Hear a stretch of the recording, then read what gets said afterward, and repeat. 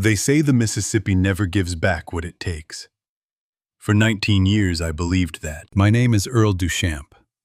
I'm 62 years old, and I used to build bridges until the night my son vanished. Branded a fraud, a criminal, a coward who ran from his own name. I lost my company, my family, and my faith in the one thing I thought could never lie to me: the numbers.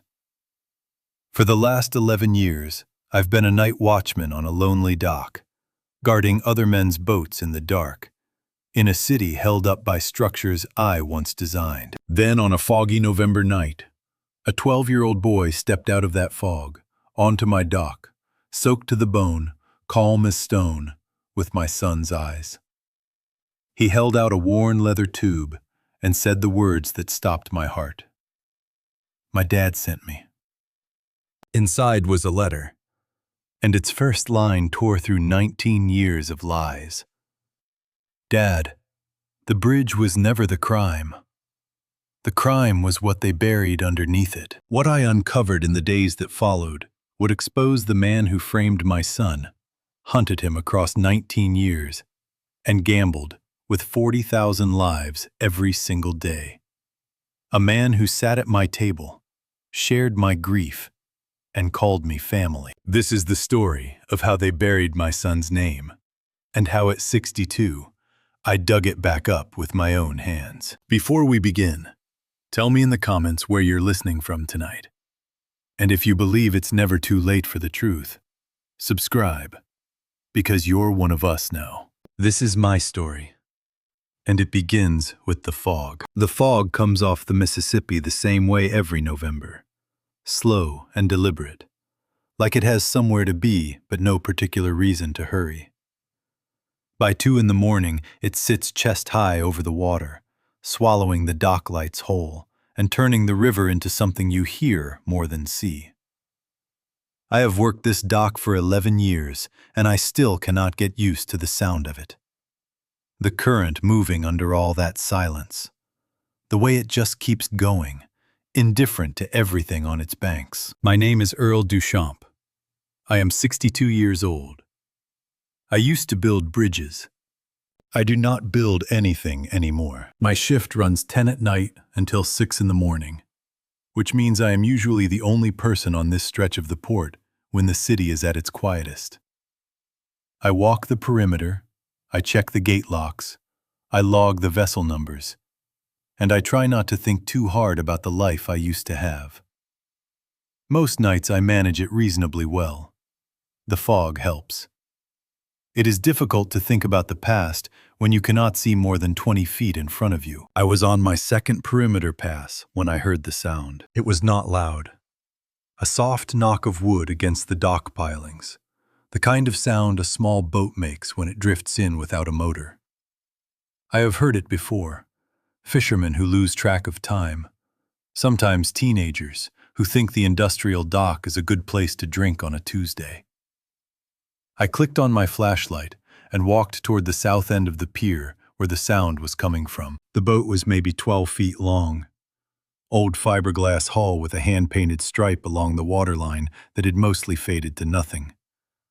No registration numbers I could see from where I stood. It was tied off to the piling with a single rope, and whoever had tied it knew what they were doing. The knot was a proper cleat hitch, not the panicked half-hitch of someone in a hurry. The boy was already standing on the dock. I did not see him climb up. One moment the dock was empty, and the next he was there, standing at the edge of my flashlight beam, with water dripping from his jacket, and his shoes making small dark pools on the planking. He looked about 12 years old. He was not crying.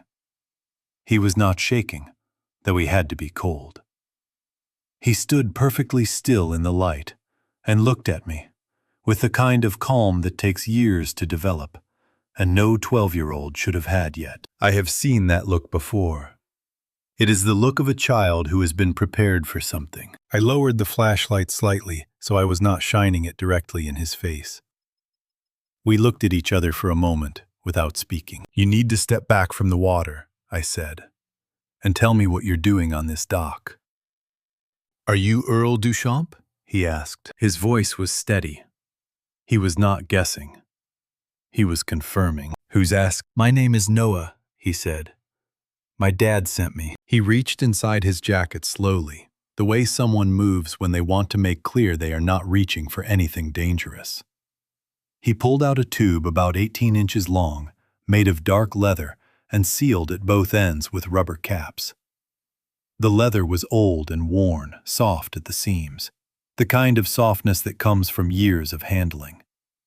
He held it out to me with both hands. "He said if anything happened to him, I needed to find you," Noah said. "He said you'd be here. He said, you're always here." I looked at the tube.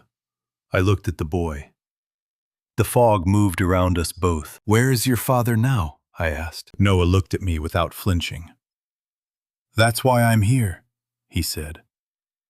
"He didn't come home 3 days ago." I took the tube from his hands. The leather was cold and damp on the outside, but the seals had held. Whoever had packed this had packed it to survive. I pulled the cap off the near end and worked the contents out carefully. A rolled set of drawings on heavy drafting paper, the kind engineers used before everything moved to CAD software. And beneath the drawings, folded once, a letter. I unrolled the drawings first. My hands knew what they were before my eyes confirmed it. The line weights, the notation style, the particular way the title block was laid out in the lower right corner. I had spent 15 years looking at drawings made this way. I had taught someone to make drawings this way. They were structural calculations for a bridge. Specifically, they were the original design drawings for the Beaumont Bridge, the fixed span crossing the Mississippi on the east side of the city. I recognized the project number in the title block. I recognized the scale notation. I recognized the careful, precise handwriting in the revision column. Each entry dated and initialed. I recognized the initials. J.D. James Duchamp. My son. My hands were not entirely steady when I unfolded the letter.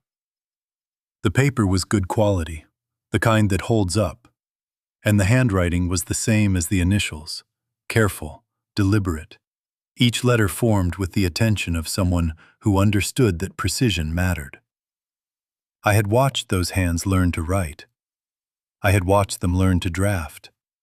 I had corrected them 100 times over a drawing table in an office that no longer existed. The first line stopped me cold. "Dad, the bridge was never the crime. The crime was what they buried underneath it." I read it twice. Then I looked up. Through the fog at the far end of the port road where it curved toward the city, I could see the upper span of the Beaumont Bridge rising above the mist. The navigation lights on the towers blinked their slow red pulse, the same rhythm they had kept for 19 years. 40,000 people crossed that bridge every day. I knew because I had calculated the traffic loads myself, back when calculating traffic loads was something I did. I had not looked directly at that bridge in a long time. The boy Noah was watching me with those steady, prepared eyes. Waiting. "How long were you on that boat?" I asked. "Since yesterday morning," he said. I looked at his wet clothes, his waterlogged shoes, the careful stillness of someone running on reserves. Then I looked back at the bridge, its lights blinking, patient and indifferent in the November dark. 19 years. And now this. "Come with me," I said. "You need to get warm." He followed without hesitation, which told me everything about how thoroughly his father had prepared him for this moment. As we walked up the dock toward the gate, I kept the drawings rolled under one arm and the letter folded in my jacket pocket, close to my chest, where I could feel the paper against my ribs with every step. Behind us, the river kept moving. It always does. My apartment is 7 blocks from the dock, on the second floor of a building that was old when I moved in and has not improved with time. The hallway smells like river damp and someone else's cooking. The stairs creak in the same 3 places every night, and I have stopped noticing it the way you stop noticing any sound that has become part of the rhythm of your life. I used to calculate load-bearing capacity for a living. Now, I calculate how many hours until sunrise. Noah did not speak on the walk over. Neither did I. The streets at that hour were empty enough that our footsteps were the loudest thing around, and the fog had come inland enough to blur the streetlights into soft orange smears above our heads. The boy walked beside me without crowding and without lagging, keeping pace the way someone does when they have been taught to match their speed to the person they are with. It was a small thing, but I noticed it. His father had taught him that. Inside the apartment, I turned the heat up and pointed him toward the bathroom. I found a pair of sweatpants and a flannel shirt that had shrunk in the wash until they were closer to a boy's size than a man's, and I set them outside the door without knocking. While the shower ran, I put a can of soup on the stove and sat down at the kitchen table with the rolled drawings and the letter in front of me. I did not open either one again. Not yet. Instead, I looked at the wall across from me, where a shelf held a row of engineering reference books I had not touched in 11 years. And at the far end of the shelf, face down, a framed certificate. Louisiana Licensed Professional Engineer, Earl Joseph Duchamp. I had turned it face down the year I moved in, and I had never turned it back. There did not seem to be any point. I heard the shower shut off. A few minutes later, Noah came out in the oversized clothes, his wet things bundled under his arm, and sat down across from me at the table without being invited. He ate the soup when I put it in front of him. He ate the way someone eats when they have been careful about food for a long time, steadily, without rushing finishing everything. When the bowl was empty, he looked at me and waited. "Tell me about your father," I said. He thought about it for a moment. Not because he did not know what to say, but because he was deciding where to start. "We lived on the boat mostly," he said. "Before that, we moved around a lot, different towns. Dad said moving was safer than staying." He paused. He never told me why. He just said some people were looking for him, and it was better if they couldn't find us. "How long has it been like that?" "My whole life," Noah said. "I'm 12. 12 years. James had been running for 19. He had spent more than half that time keeping a child safe while he ran. I looked at the letter still folded on the table.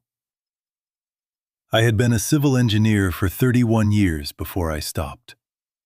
In that time, I had reviewed thousands of documents, contracts, specifications, inspection reports, legal filings.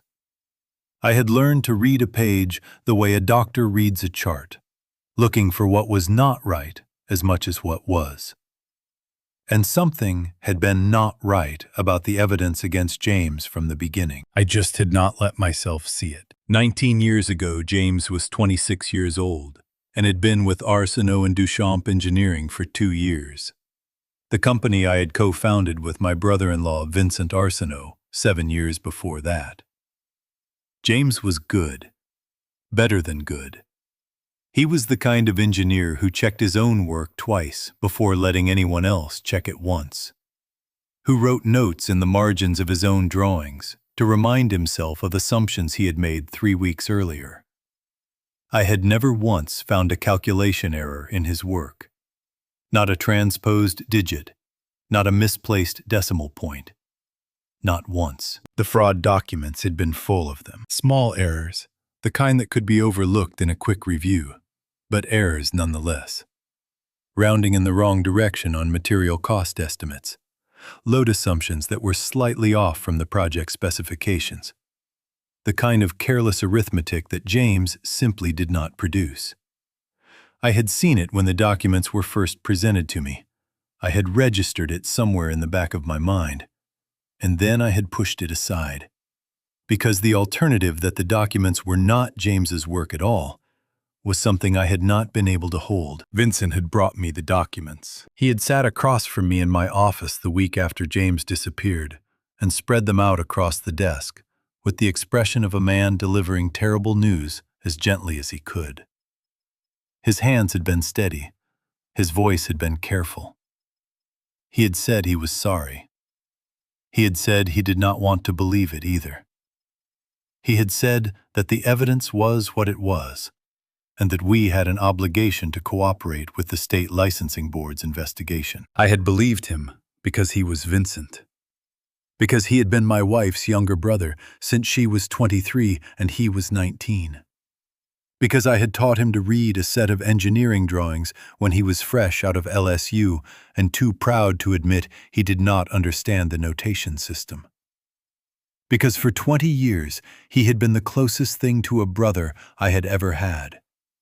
And you do not look at your brother's face and see a lie there. You look at your son's documents and see guilt, because that is easier than the alternative. I had sold my share of the company to Vincent 8 months after James disappeared. I had told myself it was because I could not bear to run a business that my son had nearly destroyed with his carelessness. The truth was simpler and worse. I could not sit in that office anymore. I could not look at the project files on the shelves and see the work James and I had done together without feeling something I did not have a name for at the time. I had a name for it now. It was shame, not at James, at myself. Noah was watching me from across the table. He had the patience of someone who had spent a long time waiting for adults to finish thinking. Your father, I said. Did he ever talk about me? Sometimes, Noah said. He said you were the best engineer he ever worked with. He paused. He said you taught him that a structure is only as good as its weakest connection point. He said he thought about that a lot. I looked down at the table. James had been 22 when I told him that.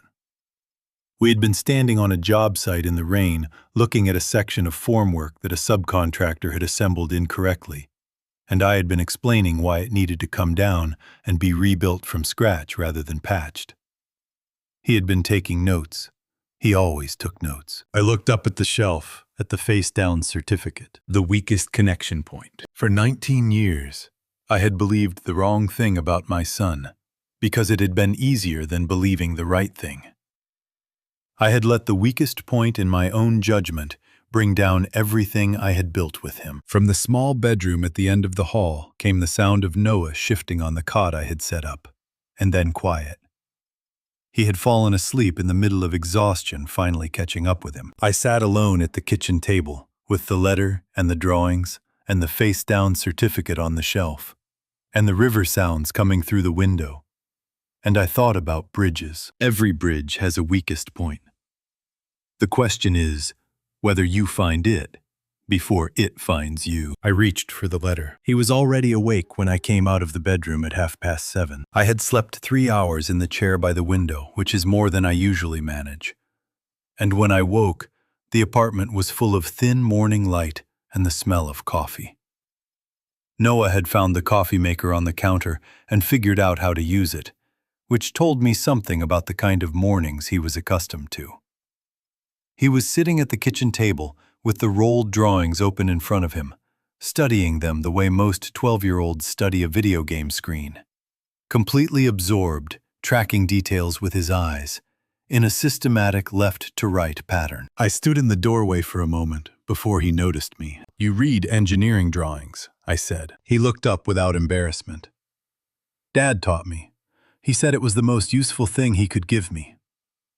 He looked back at the page. These are good.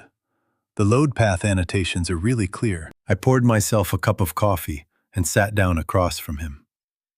Outside the window, the neighborhood was waking up. A delivery truck on the street below. A radio somewhere in the building above us. Pigeons on the fire escape doing whatever pigeons do at 7:30 in the morning. Ordinary sounds. The kind that make the extraordinary feel briefly manageable. Tell me how you got here, I said. From the beginning. Noah folded his hands on top of the drawings. It was an adult gesture, deliberate and composed, and it looked strange coming from a 12-year-old sitting in a flannel shirt 4 sizes too large. We were in Baton Rouge, he said. That's where we've been for the last 2 years. Before that it was Natchez, and before that Vicksburg. And before that, a town in Arkansas I don't remember the name of. We moved when Dad said it was time to move. He always knew before I did. How did he know? He watched things, Noah said. Certain kinds of cars parked in the same spot 2 days in a row. People asking questions at the marina where we kept the boat. He had a system. He'd been doing it a long time. He paused. He said running gets easier, but it never gets comfortable. He said comfortable is when you make mistakes. James had been 26 when he disappeared. He had spent more years running than he had spent building anything. And yet he had built something, this boy sitting across from me, with the posture of someone twice his age and eyes that missed nothing. Did he talk about why? I asked. About what he was running from? Not the specifics. Not until last year. Noah looked at the drawings again. He said I was old enough to understand the outline. He said there were people who wanted to keep something hidden and that he had found out what it was, and that made him dangerous to them. He met my eyes. He said it wasn't about money, even though it looked like it was.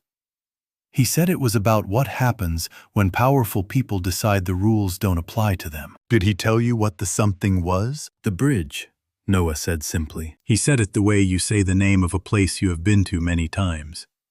Not dramatically, just as a fact. He spent a long time collecting evidence, Noah continued. Years. He had to be careful about how he did it, because looking for certain things set off certain alarms. He explained it to me once. He said it was like trying to study a fire without letting the fire know you were watching. He glanced at the drawings. He taught me to read these so I could understand what he was protecting. He said the original drawings were proof of what the bridge was supposed to be. He said the difference between what it was supposed to be and what it actually is, that's the crime. I thought about 40,000 people crossing that bridge every day. I thought about school buses and delivery trucks and ambulances and ordinary cars carrying ordinary families from one side of the river to the other. All of them trusting that what held them up would continue to hold them up. That trust was an engineering promise. Someone had broken it for money. And my son had spent 19 years trying to find a way to prove it without getting himself killed in the process. The people who helped you, I said, on the river. Who were they? Something shifted slightly in Noah's expression. Not suspicion, but care. He was deciding how much to say. Different people in different places, he said finally. Some of them knew Dad from before. Some of them he met along the way. There was a man in Vicksburg who let us tie up at his dock for 6 months without asking questions. A woman in Natchez who homeschooled me for a year when Dad said it wasn't safe for me to go to a regular school. An old couple in a town outside Baton Rouge who kept some of our things when we had to move fast. He paused. Good people. Dad said the world has more of them than you'd think if you know how to recognize them. How do you recognize them? Noah thought about it seriously. They help without needing to know everything, he said. Dad said that's the test. People who need the whole story before they'll do anything, they're not bad people, but they're not the ones you can count on when time is short. The ones who help first and ask questions later, those are the ones. I thought about the 11 years I had spent on this dock. I thought about how many times a stranger had needed something. Simple directions, a phone call, a hand with a rope, and how automatically I had provided it. I had not thought of it as anything except basic decency. Maybe that was the point. Noah reached into the pocket of the sweatpants he was still wearing and pulled out a folded square of paper, the kind that has been folded and unfolded many times until the creases are permanent. He smoothed it flat on the table between us. It was a material specification sheet, dense with numbers and abbreviations, the kind of document that looks like gibberish unless you know how to read it. And I knew how to read it. It was a summary of structural steel specifications, the kind that gets filed with a project at the time of construction and becomes part of the permanent record. The header listed a project number I recognized immediately. Beaumont Bridge. Mississippi River Crossing East Span. Construction phase documentation. Dad said to show you this first, Noah said. He said you'd understand what it means faster than anyone else would. I pulled the page toward me and started reading. It took me about 90 seconds to find what James had wanted me to find. The specified steel grade in the original design drawings, the ones still rolled on the table beside us, called for grade 50 structural steel throughout the primary load-bearing members. The material specification sheet in front of me documented what had actually been delivered to the job site and installed. Grade 36. Not a small difference. Not a rounding error. A fundamental substitution that reduced the load-bearing capacity of every primary structural member in the bridge by a significant margin. The kind of substitution that saves a great deal of money at construction and costs an incalculable amount later. At the bottom of the page, a company stamp in red ink, slightly faded but still legible. Arsenault and Duchamp Engineering. Project Oversight and Materials Certification. My name. My company stamp. My certification that the materials met specification. Except the materials had not met specification. And I had not known. And someone had stamped my name on a document certifying something that was not true. I looked up at Noah. How long has your father had this? I asked. He found the original file about 8 years ago, Noah said. He said getting access to it took him 3 years before that. He watched my face carefully. He said seeing your name on it was the hardest part. He said he needed you to know that you didn't sign that. Not really. I looked back at the stamp. My name, my certification, my bridge. There's more, Noah said quietly. A lot more. But Dad said to start here because this is the part that explains everything that comes after. Outside, a barge moved slowly down the river, its horn sounding once in the morning quiet. I had heard that sound 10,000 times from this apartment.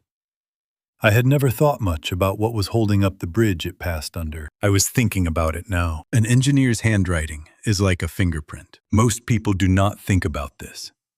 They think handwriting is handwriting, personal variable, subject to mood and fatigue and the quality of the pen. And they are right about all of that. But in engineering work, handwriting becomes something else. It becomes a professional signature, repeated thousands of times across thousands of documents, until it is as consistent as a machine. You develop habits you are not even aware of. The way you cross a 7 to distinguish it from a 1. The way you form the numeral 4 with an open or closed top. The angle at which you underline a result to indicate it is final. These habits become as fixed as bone structure. They do not change under pressure. They do not change with age. They are simply how you write. The same way your stride is simply how you walk. I spent 15 years reading James's work. I knew every curve of his 4s, every cross on his 7s. I knew that he wrote his lowercase r with a slight forward lean that no one had ever taught him. I knew that when he was confident in a result, he underlined it once clean and straight. And when he was flagging something for review, he used a double underline with a question mark in the margin. I knew these things the way I knew the sound of his voice, not because I had studied them, but because they had been part of my working life for so long that they had become simply part of what I knew. I spread the fraud documents on the table beside the original drawings. Noah watched from across the room. He had the sense not to ask questions while I was working, which was another thing his father had taught him. The fraud documents were the material certification reports that had been used as evidence against James 19 years ago. Copies that Vincent had given me, that I had kept in a file box in the back of my closet for reasons I had never fully examined. I had not looked at them in years. I had not been able to.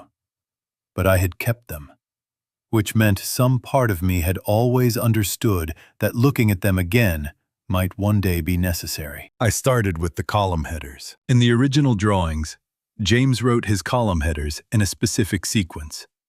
Number, then unit, then specification reference, then tolerance range. Every project, every document, without variation. It was his system, and he never deviated from it. Because deviating from a system was the kind of thing that caused errors, and James did not tolerate errors in his own work. The fraud documents used a different sequence. Number, then specification reference, then unit, then tolerance. A small difference, invisible unless you were looking for it, but wrong, consistently wrong, across every page of every report. Which meant that whoever had produced these documents had not known James's system. They had made a plausible imitation without understanding the original. I moved to the numerical notations. James never rounded up in a load calculation. This was not a quirk or a preference. It was a professional principle he had explained to me once when he was still new to the company, and I had questioned a result that seemed conservative. He had said that structural engineering is inherently about managing consequences, and that rounding up in a load calculation means you are estimating the structure needs to carry more than it actually does, which produces a conservative design, which is always safer than the alternative. He had said this with the certainty of someone who had thought it through carefully and arrived at a position he intended to hold. The fraud documents rounded up, repeatedly, in exactly the places where rounding up would minimize the apparent discrepancy between the specified materials and the substituted materials. Whoever had written them had been trying to make the numbers work, and they had reached for the easiest tool, upward rounding, without knowing that James would never have done it that way. I sat back in my chair. The documents were not James's work. They had never been James's work. Someone had studied enough of his output to produce a superficially convincing imitation, but they had not known him well enough to replicate the specific professional habits that were as individual as his fingerprints. The fraud that had destroyed his career scattered his life across 19 years of river towns and cost me the only family I had left. It had been built on documents that would not have withstood a careful examination. No one had given them a careful examination, including me. I picked up my phone. The number was in the old contacts listed under a name I had not called in more than a decade. Renata Solis had been a structural engineer with the State Department of Transportation when I was still running the company. We had worked together on 3 projects. She was meticulous, direct, and entirely indifferent to what people thought of her conclusions, which made her either very difficult or very valuable, depending on what you needed from her. I had always found her valuable. She answered on the 4th ring, which told me she was in the middle of something, and had checked the caller ID before deciding to pick up anyway. "Earl Duchamp," she said. Not a greeting exactly. More like a statement of mild surprise. "Renata, I need to talk to you about something. It's been 11 years. I know." A pause. "What is it?" I looked at the documents spread across the table. The fraud certification next to the original drawings. The false handwriting next to the real. "I have the original design drawings for the Beaumont Bridge," I said. "And I have the material certification reports that were used as evidence against my son 19 years ago. I've been comparing them." The silence on her end was different this time, more focused. "And," she said, "the certification reports were not written by James. The notational system is wrong. The rounding conventions are wrong. The column header sequence is wrong. Someone produced these documents without knowing his working methods well enough to replicate them accurately." I kept my voice level. James did not falsify those reports. He was set up. Another silence longer. "Earl," Renata said finally. Her voice had changed, quieter, more careful. "Where are you right now?" "My apartment. Is anyone with you?" I looked at Noah, who was watching me from across the room with those steady, patient eyes. "Yes," I said. "Listen to me carefully," Renata said. "Do not make any other calls about this today. Do not contact the licensing board. Do not contact any of your former colleagues. Do not reach out to anyone connected to that project. A pause. And Earl, especially not Vincent. The way she said his name. Not urgently, not dramatically, just with the particular flatness that told me she had been waiting a long time to say it. You know something, I said. I know several things, Renata said. I have known some of them for 11 years, and I have not known what to do with them. Another pause.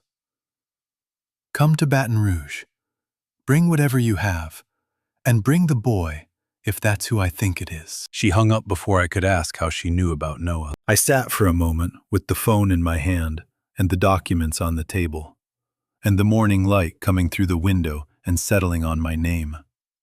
My professional stamp, my certification, my bridge on a materials report I had never signed, especially not Vincent. I had been calling Vincent every few weeks for 19 years, checking in, asking if he had heard anything, letting him tell me he hadn't, letting him tell me James would come back when he was ready, letting him sit across from me at his desk in that office that used to be half mine, and look at me with the face of a man who shared my grief. I put the phone down on the table. Outside on the river, another barge moved south.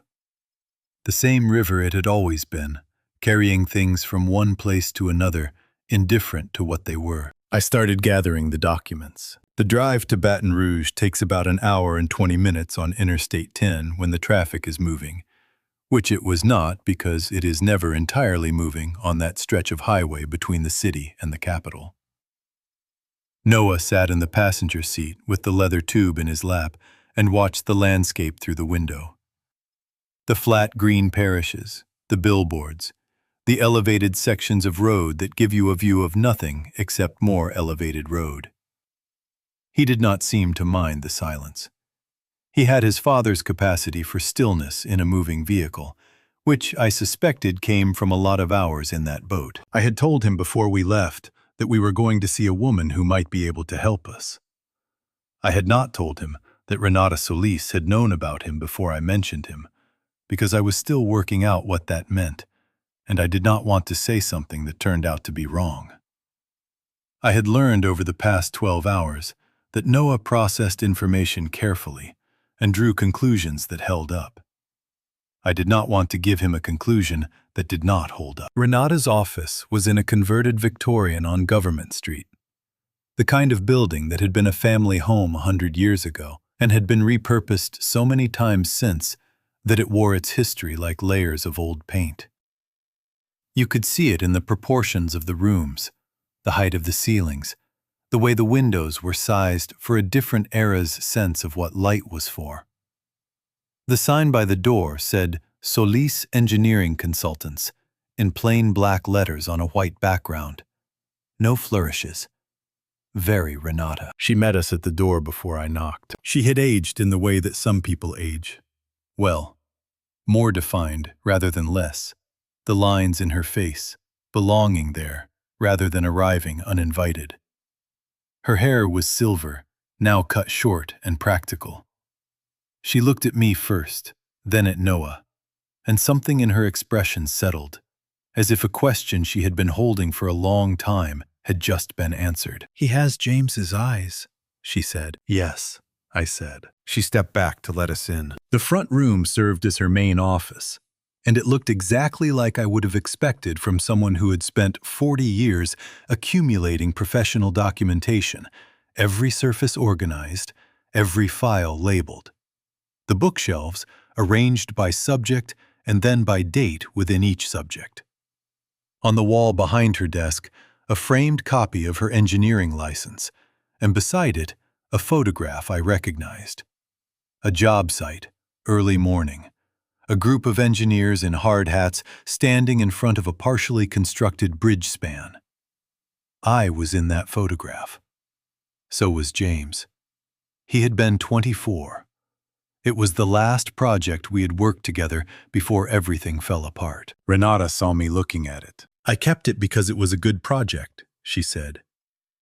"Before, it wasn't anymore." She gestured us toward chairs across from her desk and sat down herself, folding her hands in front of her, with the composure of someone who had been deciding for a long time how to begin this conversation. "You said 11 years, I said. On the phone. You said you'd known some things for 11 years. 2013, she said. That was the year I was contracted to do an independent structural assessment of the Beaumont Bridge as part of a routine federal highways review. Standard practice bridges of that classification get an independent assessment every 10 years. She paused. I bid on the contract because I knew the original design. I had worked on the specifications. I thought I was the right person for the job. What did you find? Renata looked at her hands. It was the first time in the conversation that she had looked away from me, and I understood that what she was about to say had cost her something to hold on to for this long. The primary load-bearing members in the east span were not constructed to specification, she said. The steel grade was significantly below what the design called for. I ran the numbers 3 times because I did not believe the first 2 results. The bridge was carrying its current load within acceptable safety margins, but the margins were narrower than they should have been, and they would continue to narrow as the structure aged and as traffic volumes increased. She looked up. I wrote it up in my assessment report. All of it, with full documentation. What happened to the report? I submitted it to the contracting office that had hired me, she said. 3 weeks later, I received a call from a man who identified himself as a representative of Arsenault Construction, which was by then the successor company to your firm after you sold your share. He told me that my assessment contained significant methodological errors, and that the contracting office would not be accepting my findings. She paused. He also told me that if I pursued the matter, he would file a formal complaint with the State Engineering Board, alleging that I had deliberately falsified my assessment results in order to create grounds for a costly retrofit contract that I intended to bid on. The room was very quiet. They threatened your license, I said. They threatened my license, my professional reputation, and my livelihood, Renata said. I was 52 years old. This practice is everything I have built. She said it without self-pity, just as a statement of the landscape. I told myself the bridge was within acceptable margins. I told myself someone else would catch it eventually. I told myself a lot of things that helped me sleep at night, and none of them were true. And I have known that for 11 years. Noah had been sitting very still during this. Now he spoke. James contacted you, he said. 6 months ago. Renata looked at him. Yes. Through an intermediary, a letter delivered by hand to this office. He knew about my assessment. He knew what I had found and what had happened to my report. He asked me if I still had my original documentation. She looked at me. I did. I keep everything. She stood, went to a filing cabinet in the corner, and came back with a folder nearly 2 inches thick, which she set on the desk in front of me. The label on the tab read, Beaumont Bridge Independent Assessment, 2013, Original Documentation. Everything is in there, she said. My field measurements, my laboratory analysis of the core samples I took, my load calculations, my final report in its original unaltered form, and the correspondence with Arsenault Construction's representative. She sat back down. I have also kept separately a record of every subsequent bridge inspection report filed by the state DOT for that structure, because I wanted to know whether anyone else had found what I found. Had they? Renata's expression did not change. In 2019, a state DOT inspector filed an internal report flagging concerns about the East Span load-bearing members. The report was reviewed by the regional supervisor and classified as within acceptable parameters. The inspector requested a second review. The request was denied. She looked at me steadily. I obtained a copy of that report through a contact I have in the DOT office. The inspector's concerns were, in my professional judgment, entirely correct. I looked at the folder on the desk. 11 years of documentation. 11 years of a woman sitting in this office, knowing something that people were crossing a river every day without knowing. How bad is it now? I asked. Today. Renata was quiet for a moment. Outside, a car passed on Government Street, its radio audible briefly, and then gone. The east span of the Beaumont Bridge should have been closed for structural remediation no later than 2021, she said. Based on my projections of load accumulation and material fatigue, the structural margins are now critically narrow. Under normal traffic conditions, the bridge is likely operating within its limits. Under adverse conditions, high sustained load, adverse weather in particular, the kind of wind and water stress that comes with a significant weather system moving through, the probability of a structural failure at the primary load points increases substantially. She looked at me, and then at Noah, and then back at me. Earl, she said quietly, it is November. The Gulf weather systems that move through this region between now and January are exactly the kind of adverse conditions I am describing. I sat with that for a moment. 40,000 people. Every day. A structure that should have been closed 2 years ago, held together by margins that narrowed every time a loaded truck crossed it, waiting for the kind of weather that Louisiana produced with regularity every winter.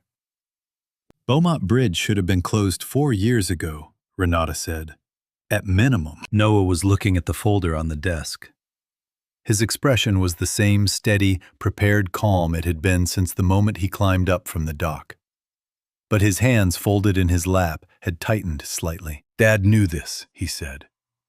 It was not a question. Your father knew this, Renata confirmed. And he spent a very long time building a case that could not be ignored. I picked up the folder. Renata rode back with us. She had not offered, and I had not asked. She had simply gathered the folder, locked her office, and gotten into the back seat of my truck, with the matter-of-fact efficiency of someone who had made a decision and saw no reason to discuss it further. Noah moved to the middle seat to make room, and she settled in on the passenger side with the folder on her lap and her eyes on the road ahead, and that was that. We were back on Interstate 10 heading east before anyone spoke. Walk me through the failure sequence, I said. If conditions deteriorate, what happens and in what order? Renata was quiet for a moment, organizing. When she spoke, her voice had the particular cadence of an engineer explaining something to a non-specialist, not condescending, just precise. The primary concern is column D7 on the east span, she said. That is the load-bearing member that showed the most significant material deficiency in my 2013 assessment. It is also based on the DOT inspector's 2019 report, the point that has continued to degrade most rapidly. She paused. In a standard steel bridge of this design, the primary columns are sized to carry the full dead load of the structure, plus a significant live load factor above the anticipated maximum traffic weight. The grade 50 specification in the original drawings provided that margin. The grade 36 material that was actually installed does not. What's the current margin? I asked. Based on my 2013 measurements and standard degradation modeling, somewhere between 12 and 18% above anticipated maximum load, she said. Which sounds acceptable until you understand what maximum load means in practice. Tell me. Maximum load is not rush hour traffic, she said. Rush hour traffic is predictable and distributed. Maximum load is the combination of heavy commercial vehicles, tanker trucks, construction equipment, oversized loads, combined with dynamic loading from wind, combined with the additional stress of temperature-driven expansion and contraction in the structural members. In a normal Louisiana November, you might see that combination 2 or 3 times in a season. She paused. In a significant weather event, a named storm, or even a strong frontal system with sustained winds, you see it continuously for 12 to 24 hours. 40,000 people. I had been calculating load distributions for 30 years, and I still found the arithmetic of catastrophic failure difficult to process as anything other than numbers. The numbers kept trying to become faces. "Dad did the math 6 months ago," Noah said from the middle seat. He had been listening without moving his hands in his lap. He showed me the calculations. He said column D7 is the one that goes first. He said when it goes, the east span loses its primary load path within seconds. The deck follows. He looked at the road ahead. He said we had maybe until the first major weather system of the season before the margins became critical. He said that was why he decided to act when he did. "And the first major system of the season," I said. Renata answered. "National Weather Service is tracking a Gulf low-pressure system that is expected to strengthen and move onshore within the next 2 to 3 weeks. Depending on the track, New Orleans and the surrounding parishes could see sustained winds of 40 to 60 miles per hour with significant rainfall." She looked at the folder in her lap. "That is the kind of system I am describing. 2 to 3 weeks. The distance between 40,000 people and a structural failure was 2 to 3 weeks of weather and a load-bearing column that had been running on insufficient material for 19 years. I thought about the school bus I had seen crossing that bridge on the morning I had driven past it last spring on my way to a hardware store on the east side. I had not thought about the bridge at all that morning. I had been thinking about whether I needed 1 box of screws or 2. "There is something else," Renata said. She opened the folder and extracted a single page which she passed forward to Noah, who passed it to me. "I ran updated projections this morning before you arrived. Based on current traffic data and seasonal loading patterns." I held the page against the steering wheel and read the bottom line at a red light. "Probability of structural failure at D7 under adverse weather conditions. Current assessment period, 61%. I put the page down. 61%. Better than even odds that a winter storm would bring down the east span of the Beaumont Bridge. 61% chance that 40,000 people were driving across a structure that had been running on borrowed time since the day it was built, because someone had decided that the difference in cost between grade 50 and grade 36 steel was worth more than the margin it provided. I thought about what that margin had cost instead. It had cost James 26 years old and running. It had cost Noah a childhood spent on a boat learning to read engineering drawings instead of playing baseball. It had cost me 11 years standing in the dark on a dock, counting vessels, believing my son was a criminal. The light changed. I drove. "We need to go to the authorities," I said. "With all of this. The fraud documents, your assessment, the updated projections. We go to the state DOT and the Federal Highway Administration and we make them close that bridge." "We tried that," Renata said. "In 2013. The report went to the contracting office and Arsenault's people buried it within 3 weeks. This is different. We have more now." "We have more," she agreed. "But Vincent Arsenault has been building relationships in this state for 20 years. He has people in the DOT regional office, possibly higher." She paused. "If we go through official channels and he finds out before we have enough to make it impossible to ignore, he will do what he did in 2013. He will discredit the evidence and discredit the people presenting it." "Then we build a case that cannot be discredited," I said. "That is what James has been trying to do for 19 years, Renata said. Not unkindly, just accurately. Noah shifted in the middle seat. "Dad said the difference this time is Grandpa," he said. He did not look at me when he said it, just kept his eyes forward. "He said you're the original engineer of record. Your name is on the design. If you say the structure is compromised, it carries weight that his name can't. He said that's why everything had to go through you." I had not thought of it that way. I had spent 19 years thinking of my name on that project as a source of shame. My certification on a fraud document. My bridge. My failure to see what had been done. James had spent 19 years thinking of it as a tool. My phone buzzed on the center console. I glanced at the screen. Unknown number. A text message. Noah picked up the phone without being asked and read the screen. His face did not change expression, but his posture did a slight straightening, a settling of the shoulders that I recognized from the dock 2 nights ago. The posture of someone receiving information they were prepared for, but had hoped not to need. He turned the phone so I could read it at a glance. Stop asking questions about the bridge, old man. You have a grandson now. Think about that. The truck was very quiet. Renata leaned forward from the back seat and read the message without comment. Then she sat back. They know we went to Baton Rouge, she said. They know about Noah, I said. They have known about Noah for some time, I suspect, Renata said. James was careful, but no one is invisible for 19 years without someone knowing roughly where the edges of their life are. She paused. The message is a warning, not a threat. There is a difference. A threat specifies consequences. A warning is meant to produce uncertainty about what those consequences might be. She was right.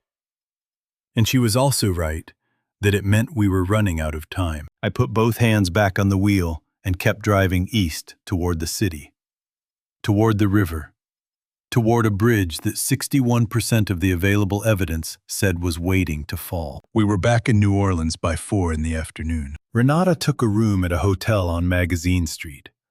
Her idea practical and uncomplicated. No discussion needed. She said she would review the updated projections again that evening and be ready to work in the morning. Noah and I drove back to the apartment, and I made dinner from what was in the refrigerator, which was not much. Eggs, bread, a can of black beans that had been on the shelf long enough that I checked the expiration date before opening it. Noah ate without complaint and did the dishes without being asked, and then sat at the kitchen table with a pad of paper and a pencil, and began doing what looked like load calculations, which was not something I had expected from a 12-year-old. After a long day, I watched him for a moment from the doorway. Where did you learn that notation system? I asked. Dad taught me his, Noah said, not looking up. He said it was the same one you taught him. I went and sat in the chair by the window with the folder of documents James had compiled and began going through them properly for the first time. James had organized everything chronologically, each section tabbed and labeled in that precise, familiar hand. Financial records, correspondence, technical reports, timelines, and at the back a section labeled simply personal, which I set aside and came back to last. It was while I was reading through the correspondence section that I found the telephone log. James had kept records of every call he had made and received during the 2 weeks before he disappeared. The log was handwritten, 1 entry per line, date and time, and number and duration. Most of the numbers were business lines I recognized: suppliers, subcontractors, the DOT project office. But one entry stopped me. November 14th, 2004. 8:47 in the evening. Duration, 11 minutes. The number was Vincent's direct office line. I still had it memorized. I sat looking at that entry for a long time. Vincent Arsenault came into my life the way most good things do, through someone else's generosity. My wife Marie had a younger brother, who was 19 when we got married, and who spent the first few years of our marriage treating me with the wary deference of a young man who was not sure yet whether his sister had made a good choice. I had decided the best way to answer that question was not to tell him, but to show him. And the way I had chosen to show him was work. He had come to me the summer after his junior year at LSU and asked if he could spend the summer in my office learning the business. I had said yes.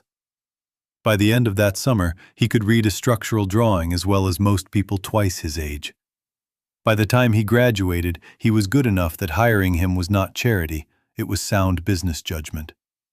And when I had the opportunity to bring a partner into the firm 7 years later, Vincent was the person I chose, because he was the person I trusted most with the thing I had spent 15 years building. I had taught him everything I knew about building things that last. I remembered the afternoon I had explained load path analysis to him for the first time, both of us leaning over a drawing table in the old office on Poydras Street, and the particular way he had nodded when something clicked.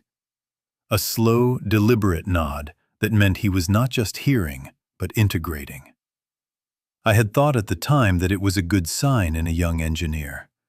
I had thought it meant he understood that some things required real comprehension rather than surface familiarity. I thought about that nod now, and what else it might have meant. The telephone log entry sat in front of me. November 14th, 8:47 in the evening. 11 minutes. 2 days before James disappeared. I went back through the personal section of the folder and found what I was looking for. 4 pages, in a note in James's handwriting, undated, but placed in sequence with documents from that same week. It was brief, written in the compressed, urgent style of someone recording something they needed not to forget. Called V to report the materials discrepancy. Showed him the spec sheet comparison. He said he would handle it internally. Said to give him a week before going to the licensing board. Said it was better to resolve it quietly. I agreed to wait. I set the note down. James had found the grade 36 substitution and the falsified certification documents, and the first person he had called was Vincent. Not me, not the state licensing board, not a lawyer. Vincent.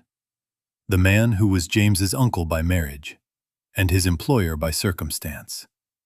The man who had every reason to want that information contained before it reached anyone who would act on it. James had trusted him. He had called him and laid out everything he had found and agreed to wait a week while Vincent handled it internally. He had been 26 years old, and he had done what 26-year-olds do when they find something that frightens them. He had gone to the person he trusted most, who was close enough to the problem to understand it. And 2 days later, James was gone. I looked at the window. Outside, the street was quiet in the early evening, the neighborhood settling into the particular stillness of a weekday night when nothing is happening and everything is waiting to happen. Somewhere out there on the east side of the city, the Beaumont Bridge was carrying its evening traffic load. Its east span columns bearing the weight they had been bearing since the day they were poured with the wrong material. Its margins narrowing with every truck that crossed it. I thought about all the times I had called Vincent in the 19 years since James disappeared. Every few weeks, sometimes every few days in the early years, picking up the phone and dialing that same direct line, because Vincent was the person who understood what I had lost, because he had been there, because he had sat across from me and grieved alongside me, and said the things that needed to be said, that James would come back, that there had to be an explanation, that we just had to give it time. He had known everything. Every time I called him. Every time I told him where I was, what I was doing, how I was coping. Every conversation had been a window into my life, and through that window he had been able to see everything I was and everything I was not doing. Everything I was not doing to find the truth. I carried the note to the kitchen table and set it in front of Renata, who had come back from the hotel without my noticing and was sitting across from Noah, both of them working on something I had not asked about. Renata read it without touching it, then looked up at me. He called Vincent first, I said. The night he found the discrepancy. He called Vincent and told him everything, and agreed to give him a week. Renata looked at the note, then at me. And 2 days later, she said quietly, James was gone. Noah had stopped writing. He was looking at the note with the expression of someone confirming something they already knew was there, waiting to be found. Dad told me, he said, that the biggest mistake he ever made was trusting the wrong person with the truth too early. He looked at me. He said he should have gone to you first. I left the apartment at 4:45 in the morning without waking anyone. Renata was sleeping on the couch. Noah was in the back room. I wrote a note and left it on the kitchen table. Gone to look at something. Back before 7, and I took the folder with Renata's projections and the original design drawings, and I drove east through the empty pre-dawn streets toward the river. I had not stood on the Beaumont Bridge since the day we finished it. That had been a Tuesday in March, 19 years ago. And the weather had been the way Louisiana weather sometimes is in early spring. Clear and mild, and almost apologetic for everything it put you through the rest of the year. James and I had driven out to the east approach together, and we had walked the span from one end to the other, the way engineers do when a project is complete. Not looking at the view. Not thinking about what the structure meant, just checking. Running eyes over the expansion joints, the railing attachments, the drainage channels. Looking for anything that needed attention before the ribbon cutting the following week. James had stopped at the midpoint and put his hand on the railing and looked down at the water. "I am glad we got this one," he had said. "I think this one is going to last." I had thought so too. I parked on the East Approach Road in a turnout that was not quite legal and was not quite illegal, and walked to the pedestrian pathway that ran along the south side of the span. At 5 in the morning, the bridge carried almost no traffic. A few commercial vehicles, a delivery truck, one car with its headlights cutting through the last of the night. The sky to the east was beginning to separate itself from the darkness, a thin line of gray appearing at the horizon above the flat parishes on the far side of the river. I opened the folder and pulled out the structural diagram Renata had annotated with the failure points. Column D7 was the fourth primary support on the east span, counting from the east abutment. I oriented myself against the diagram and walked toward it, counting the support columns as I went. The bridge felt the way old bridges feel. Substantial, present, slightly worn at the surfaces in the way that concrete weathers over time. The expansion joints had the look of structures that had been maintained adequately, but not generously. The drainage channels showed the mineral staining of water that had been running the same path for a long time. I reached column D7 and stopped. To look at it, you would not know. That is the particular cruelty of structural deficiency. It does not announce itself. The column looked like every other column on the span. Same dimensions, same surface texture, same pattern of weathering. The steel inside it was invisible, encased in concrete that showed nothing of what it was or was not. The failure that Renata's projections put at 61% probability was entirely hidden from view, readable only in numbers on a page and in the slow accumulation of stress that had been building since the day the wrong material was poured into the wrong forms. I put my hand against the concrete, cold, solid feeling. Nothing that would tell you anything was wrong. I crouched down and looked along the base of the column where it met the bridge deck. There a hairline crack in the concrete at the joint, the kind of crack that appears when differential movement occurs between two connected elements that are not moving at quite the same rate. Small enough to overlook, significant enough to eyes that knew what they were looking at to mean something. I took out my phone and photographed it. Then I heard footsteps behind me on the pedestrian path. Noah stopped beside me and looked down at what I was photographing. He was wearing my jacket over his own, which was still damp from 2 nights ago, and he had his hands in the pockets against the cold. "I followed you," he said.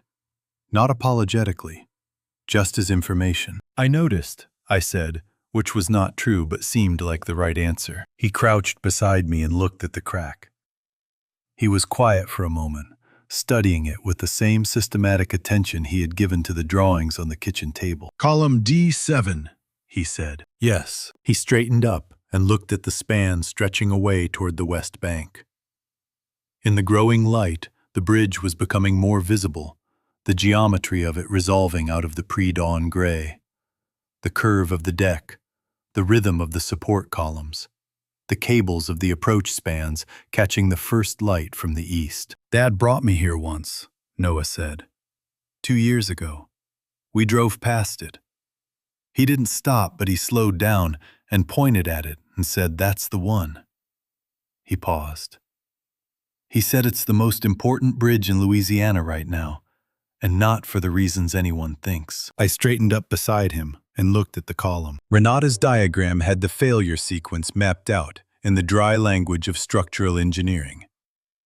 Primary member compromise. Progressive load redistribution.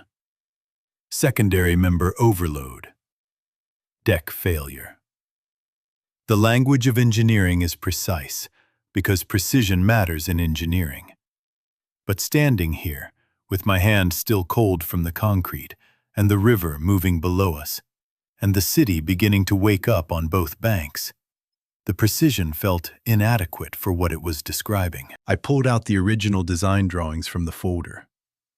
The paper was cold in the morning air, stiff at the edges.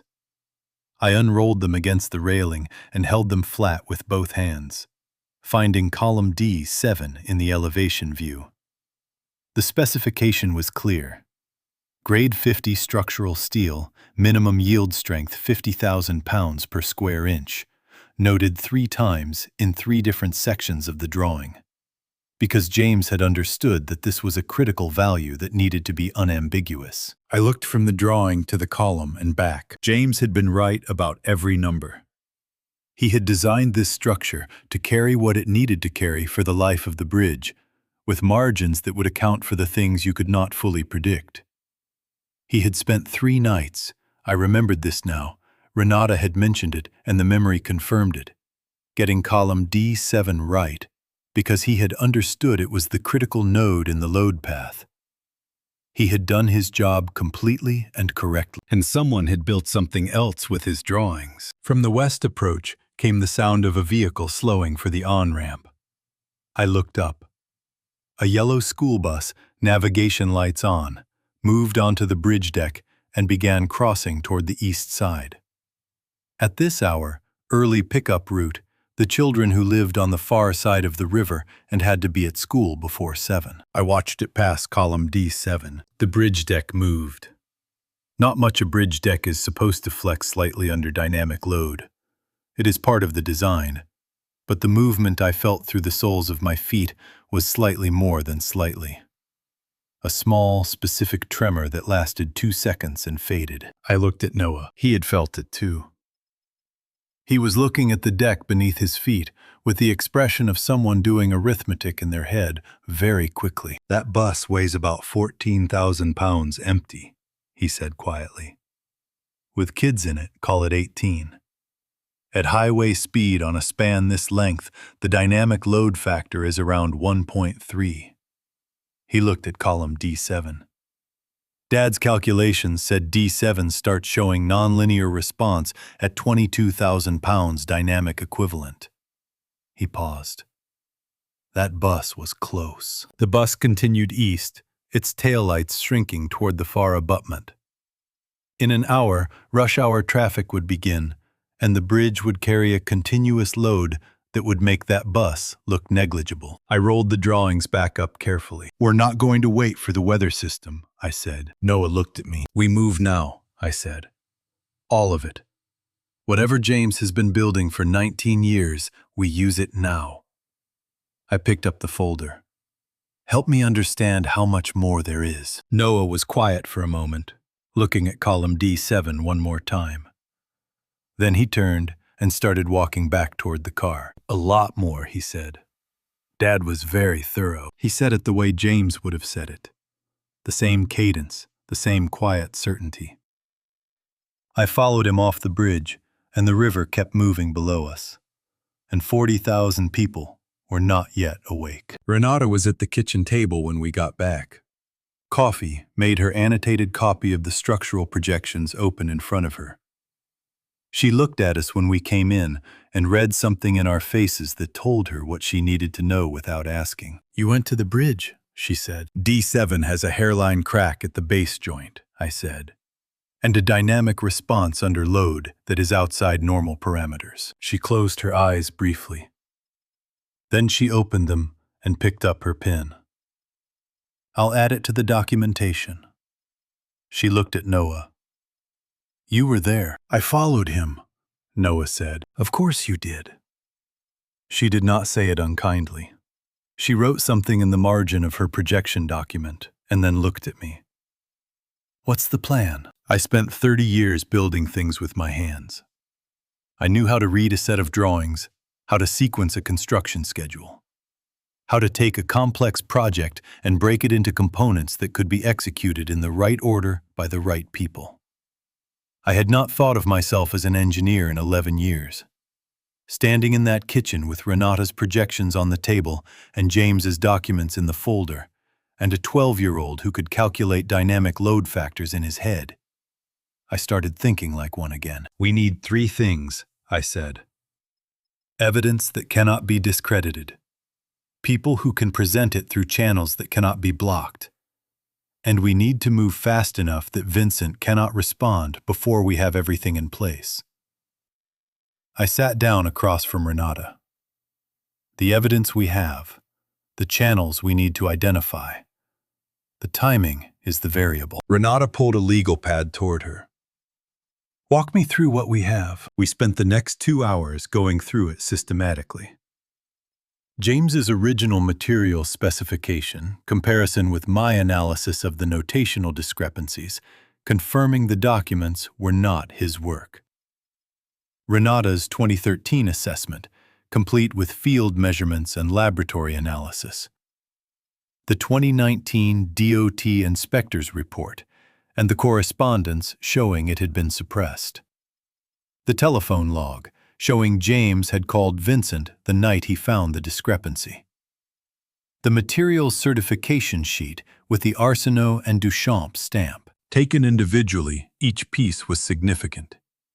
Taken together, they formed a pattern that had only one coherent explanation. "We need someone who can take this to federal authorities," I said.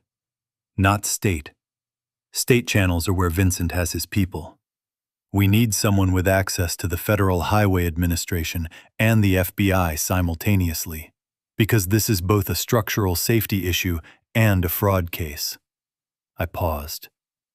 "And we need someone who is not connected to any of the existing relationships in this matter. Someone who comes to it clean." Renata looked at her legal pad. "I have a contact at the FHWA regional office in Atlanta," she said. "We worked together on a bridge assessment in Mississippi 4 years ago. He's thorough, and he's not political." She paused. "But he'll want documentation that meets federal evidentiary standards before he moves. That means we need someone who can certify the forensic analysis." "Forensic accounting for the financial fraud," I said. "And independent structural certification for the bridge assessment." "Yes." We were quiet for a moment, working through the logistics. Noah had been sitting at the end of the table listening and occasionally writing something on his pad of paper. He looked up now. "Marcus Webb," he said. We both looked at him. "He's an investigative journalist," Noah said. "Based here in New Orleans. He covers infrastructure and corruption in Louisiana state government. Dad contacted him 6 months ago." He paused. "He said Webb had been investigating Arsenault construction for 2 years independently, but couldn't get enough to publish. He said if we gave him what we have, he could help us build the evidentiary chain and get it to the right federal contacts."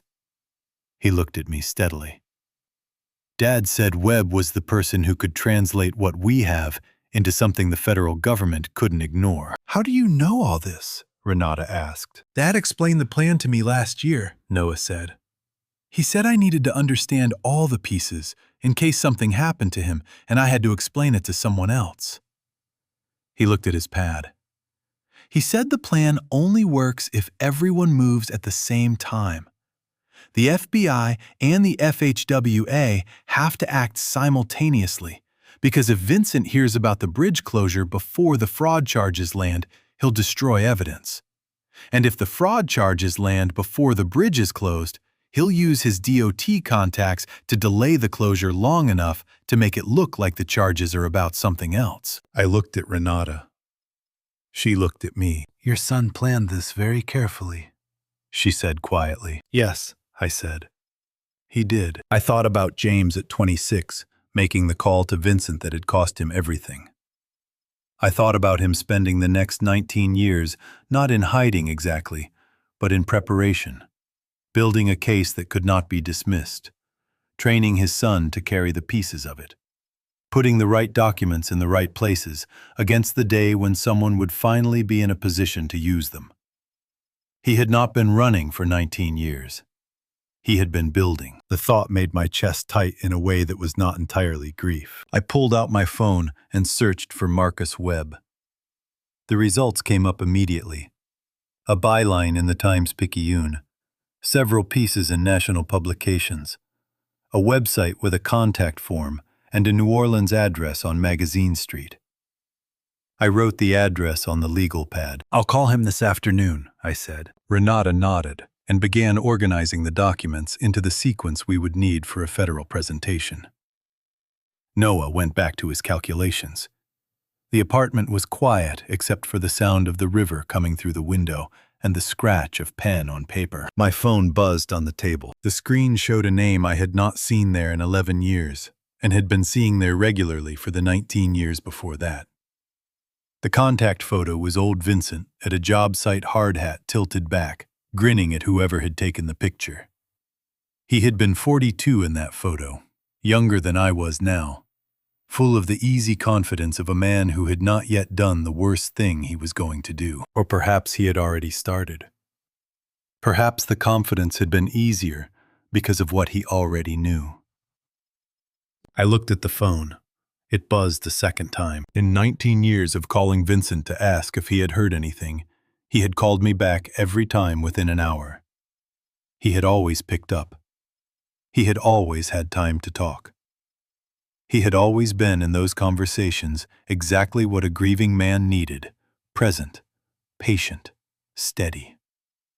I had been grateful for it. I had told him so more than once. He had known everything I told him. Every time. The phone buzzed a third time and went to voicemail. I sat looking at the screen for a moment after it stopped. Renata had watched the whole thing without comment. Now she said simply, "Good." Noah looked up from his pad.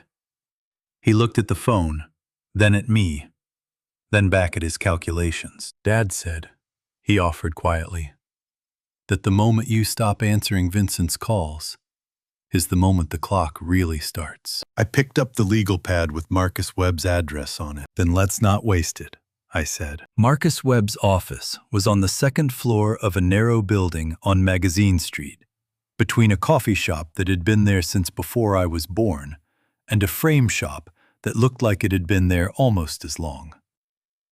The building itself had the particular character of structures that have housed many different things over many years and absorbed something from all of them. The walls slightly uneven, the floors seasoned with decades of footsteps, the windows looking out onto the street at an angle that caught the afternoon light and turned it the color of old paper. The door at the top of the stairs was open. Marcus Webb was at his desk with his back to us when we came in, and he did not turn around immediately. He was reading something on one of 3 monitors arranged in a semicircle around his workspace, and the walls around him were covered in the way that serious investigative journalists cover walls, not decoratively, but functionally. Printouts, photographs, maps, timelines, documents connected by lines drawn in different colors of marker.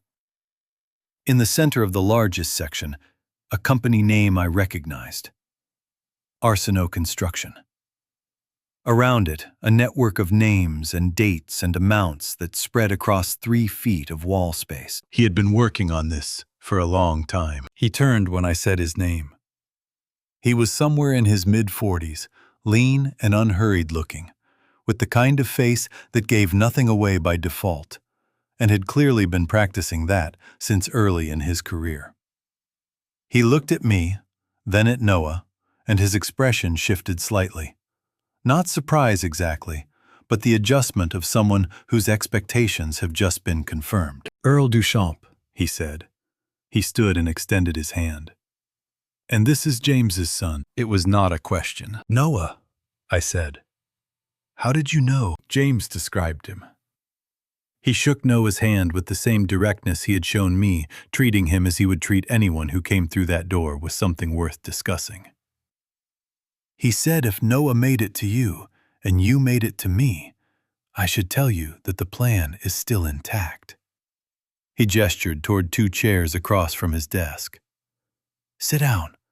We have a lot to cover." The chairs were the kind that come from office surplus sales and have been sat in by enough people to have forgotten what comfortable means. I sat anyway. Noah sat beside me and put the leather tube with the original drawings on his lap. "James contacted you 6 months ago," I said, "through a letter delivered by a woman I didn't know to the coffee shop downstairs. No return address." Marcus sat back down at his desk and pulled a manila folder from a drawer without having to look for it. He had known we were coming, or had known someone like us was coming, and he had prepared. The letter explained who he was, what he had found, and what he had spent 19 years building toward. It also explained why he hadn't come forward before, and what had prevented him from doing so. He opened the folder. I spent 3 months verifying what I could independently. What I found was consistent with everything he said. "What have you found?" Renata asked. She had come in behind us and taken a position near the door, which I had learned was her preference, a position from which she could see the whole room. Marcus looked at her, assessed her in a single glance, and apparently decided she was someone worth answering directly. 2 years ago, I started looking at Arsenault Construction because of a pattern in state infrastructure contracts, he said. The same company winning bids across multiple parishes, always at the low end of the competitive range, always passing inspection. I couldn't figure out how they were doing it at those price points without cutting corners somewhere. He tapped the wall with the network of names. I found the corners. Multiple projects over 15 years where material specifications were substituted at construction without amendment to the approved drawings. The substitutions were small enough on most projects to stay within code minimums. On one project, they were not. "Beaumont Bridge," I said. "Beaumont Bridge," he confirmed. I knew there was a problem. I had the pattern, the financial records, the contract documents. What I didn't have was the original engineering analysis that could prove the substitution was structurally significant. And I didn't have anyone with the standing to present it. He looked at me. "James said you were the original engineer of record. He said your name on those drawings is the thing that makes the rest of it impossible to ignore." He reached into the folder and extracted a printed email, which he slid across the desk toward me. The sender address was an account I didn't recognize, a string of letters and numbers that held no identifying information. The recipient was Marcus Webb. The date was 3 weeks ago. I read it. "Marcus, if you're reading this, the timeline has moved up. Noah is on his way to Earl. If Earl has come to you, the plan is in motion. Everything you need is in the package Earl will have. The structural analysis, the financial records, the materials documentation. What I need you to do is connect Earl to Agent Diana Reyes at the FBI New Orleans field office. She has been building a parallel case against Arsenault for 18 months. She is waiting for what Earl has. Don't go through the U.S. Attorney's Office. Vincent has a contact there who will slow the referral. Go directly to Reyes. She'll know what to do. I trust Earl. He builds things that last." James. I read it twice. Then I set it down on the desk. The phrase at the end was the same thing Noah had said James taught him about me. He had been carrying it around for years, that assessment, the thing he believed about his father that he had apparently decided applied to me as well. He builds things that last. He had written it in a letter to a journalist he had never met as a final piece of information about why the plan would work. Because I would not stop once I started. Because stopping was not something I had ever been good at. "There's a federal agent already working this case," I said. "Diana Reyes, yes. She reached out to me 8 months ago independently." Marcus leaned forward. "She's been building the financial fraud case from the federal side. Wire fraud, contract fraud, material misrepresentation on federally funded infrastructure. She has a solid case on the financial side, but she needs the structural engineering component to elevate it from a fraud charge to criminal endangerment.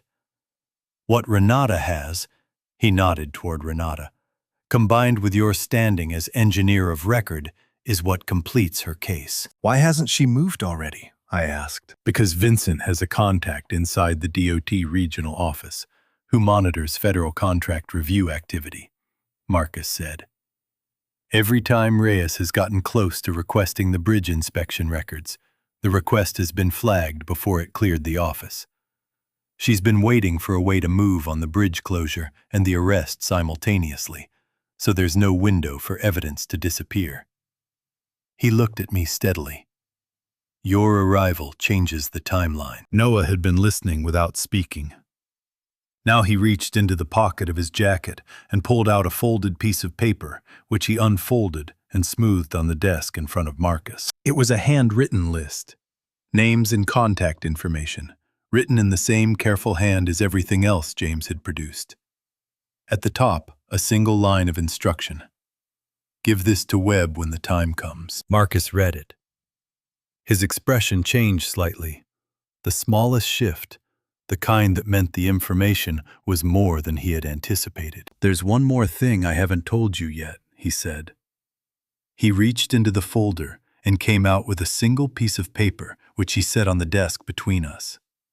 A name and a phone number, handwritten.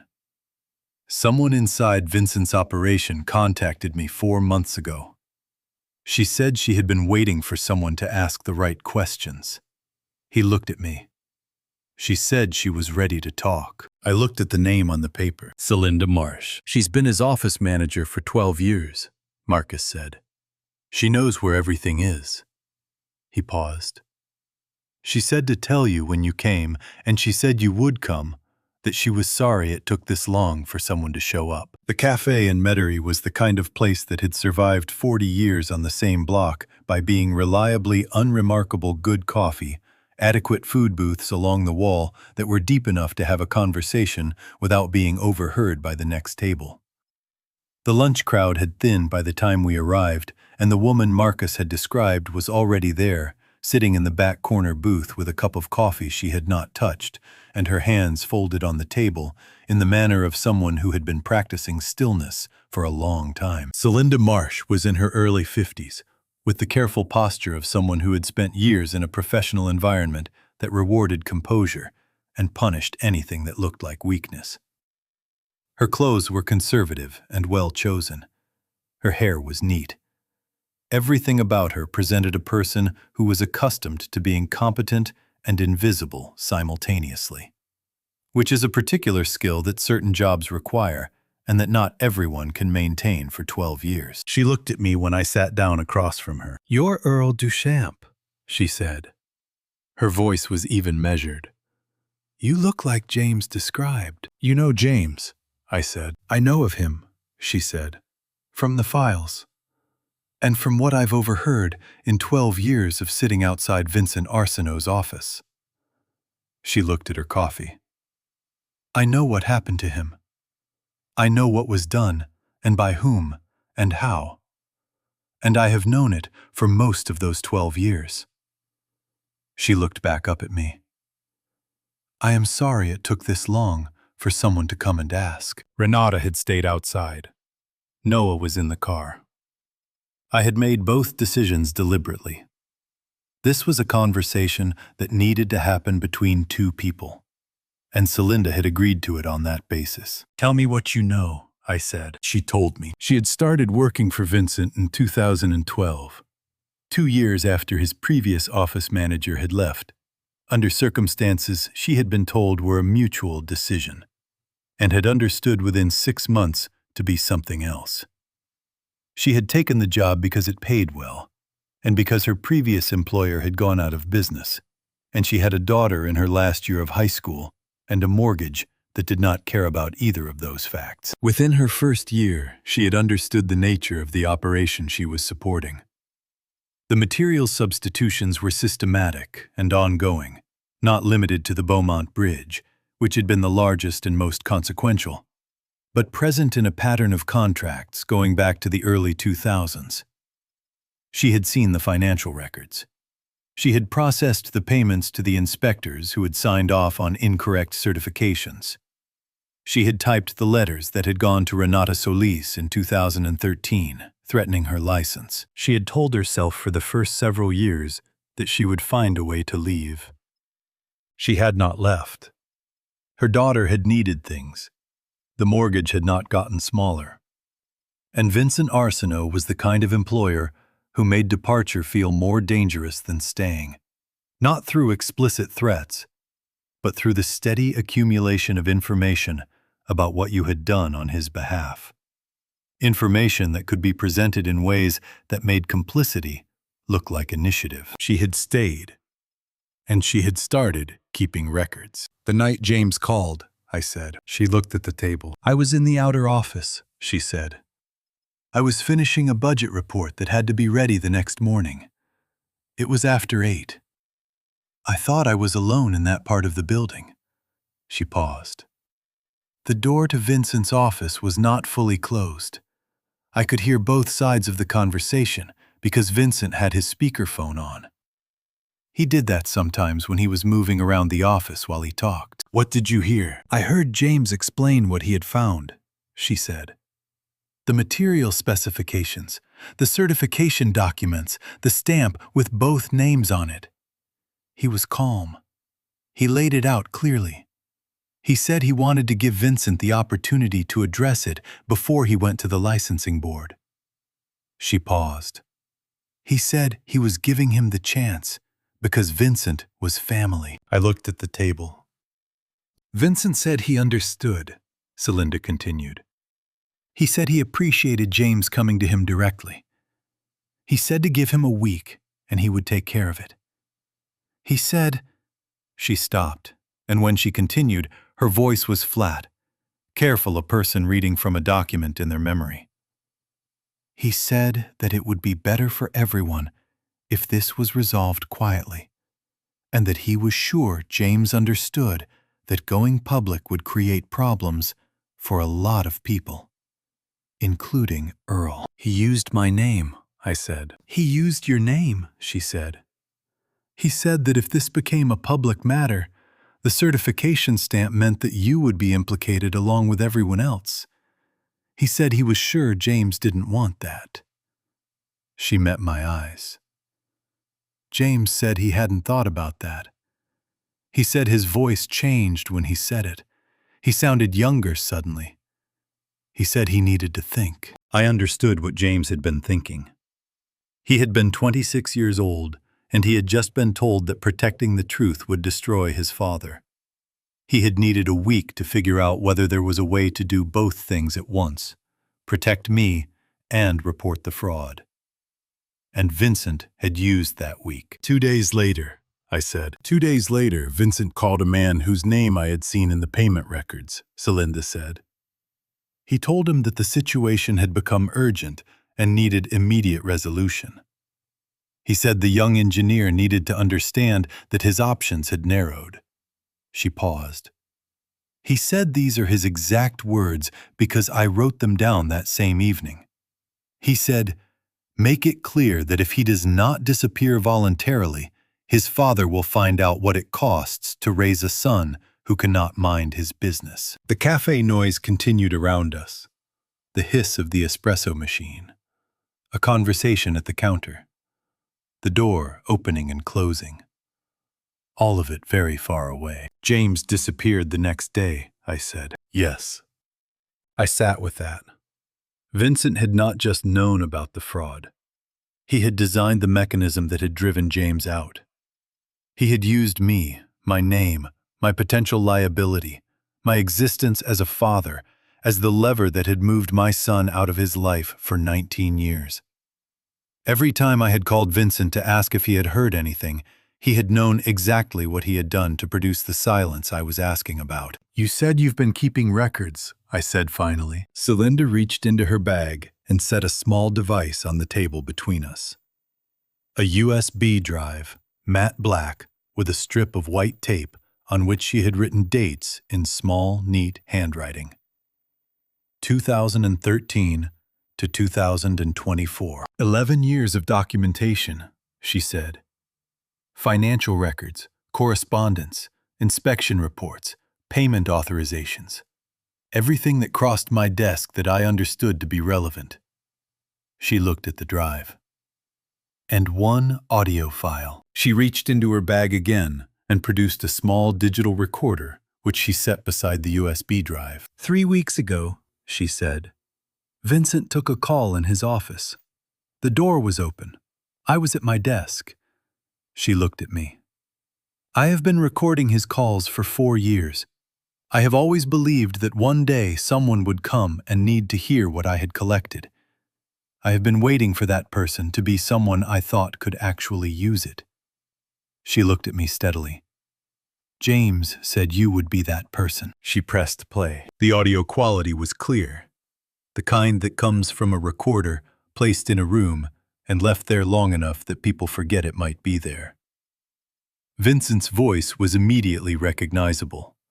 The particular cadence of it, the Louisiana accent tempered by years of professional contexts, the slight deliberateness that I had always read as thoughtfulness and now understood differently. The call lasted 4 minutes and 11 seconds. It covered 2 topics. The first was the Beaumont Bridge and what needed to happen to the documentation if a certain federal inquiry proceeded. The second was James. Specifically, Vincent's assessment that James had become a problem that had been deferred too long, and that required a permanent resolution before the weather system moved through and changed the timeline on everything else. Permanent resolution. I had not heard Vincent's voice in 11 days since I had stopped returning his calls. Hearing it now, in that context, saying those words, I understood something I had not understood before. I had spent 11 years thinking of Vincent as someone I had lost, along with everything else, when my life had contracted to a night watchman's circuit and a face-down certificate on a shelf. I had grieved him the way you grieve people who are still alive but no longer in your life. He had not been grieving anything. Your son wasn't protecting himself, Celinda said quietly. Not primarily. He was protecting you. I looked at the USB drive on the table. 11 years. This woman had sat in that office for 11 years processing the paperwork of what Vincent had done, waiting for the right person to walk in. Thank you, I said. It was inadequate, but it was what I had. She looked out the window at the street. Don't thank me, she said. Just use it. I sat in the truck outside the cafe for a long time before I could make myself start the engine. The USB drive was in my jacket pocket. The digital recorder was in the glove compartment. The afternoon light was doing what Louisiana afternoon light does in November, coming in low and golden through the windshield, making everything look warmer than it was. I sat in it and did not move. I have been an engineer for most of my adult life. And one of the things that engineering teaches you, or should teach you if you are paying attention, is that catastrophic failures rarely happen without warning. The warnings are almost always there. Hairline cracks in the concrete, anomalous readings in the load data, small deviations from expected behavior that accumulate over time until the structure can no longer accommodate them. The failure itself is sudden.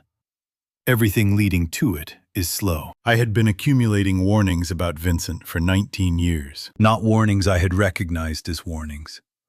Warnings I had interpreted as comfort, his steadiness, when I called his patience with my grief, his willingness to sit across from me and absorb the weight of what I was carrying without seeming to find it burdensome. I had read those things as loyalty. I had read them as love. The kind that does not require explanation or reciprocity because it simply is. He had known what he had done. Every phone call, every patient conversation, every expression of shared grief, he had known exactly what he had built and what it had cost. And he had looked at me across the wreckage of it and said the things a grieving man needed to hear. For 19 years, I thought about my son. Not the son I had spent 19 years imagining in the abstract, The disappeared one. The guilty one.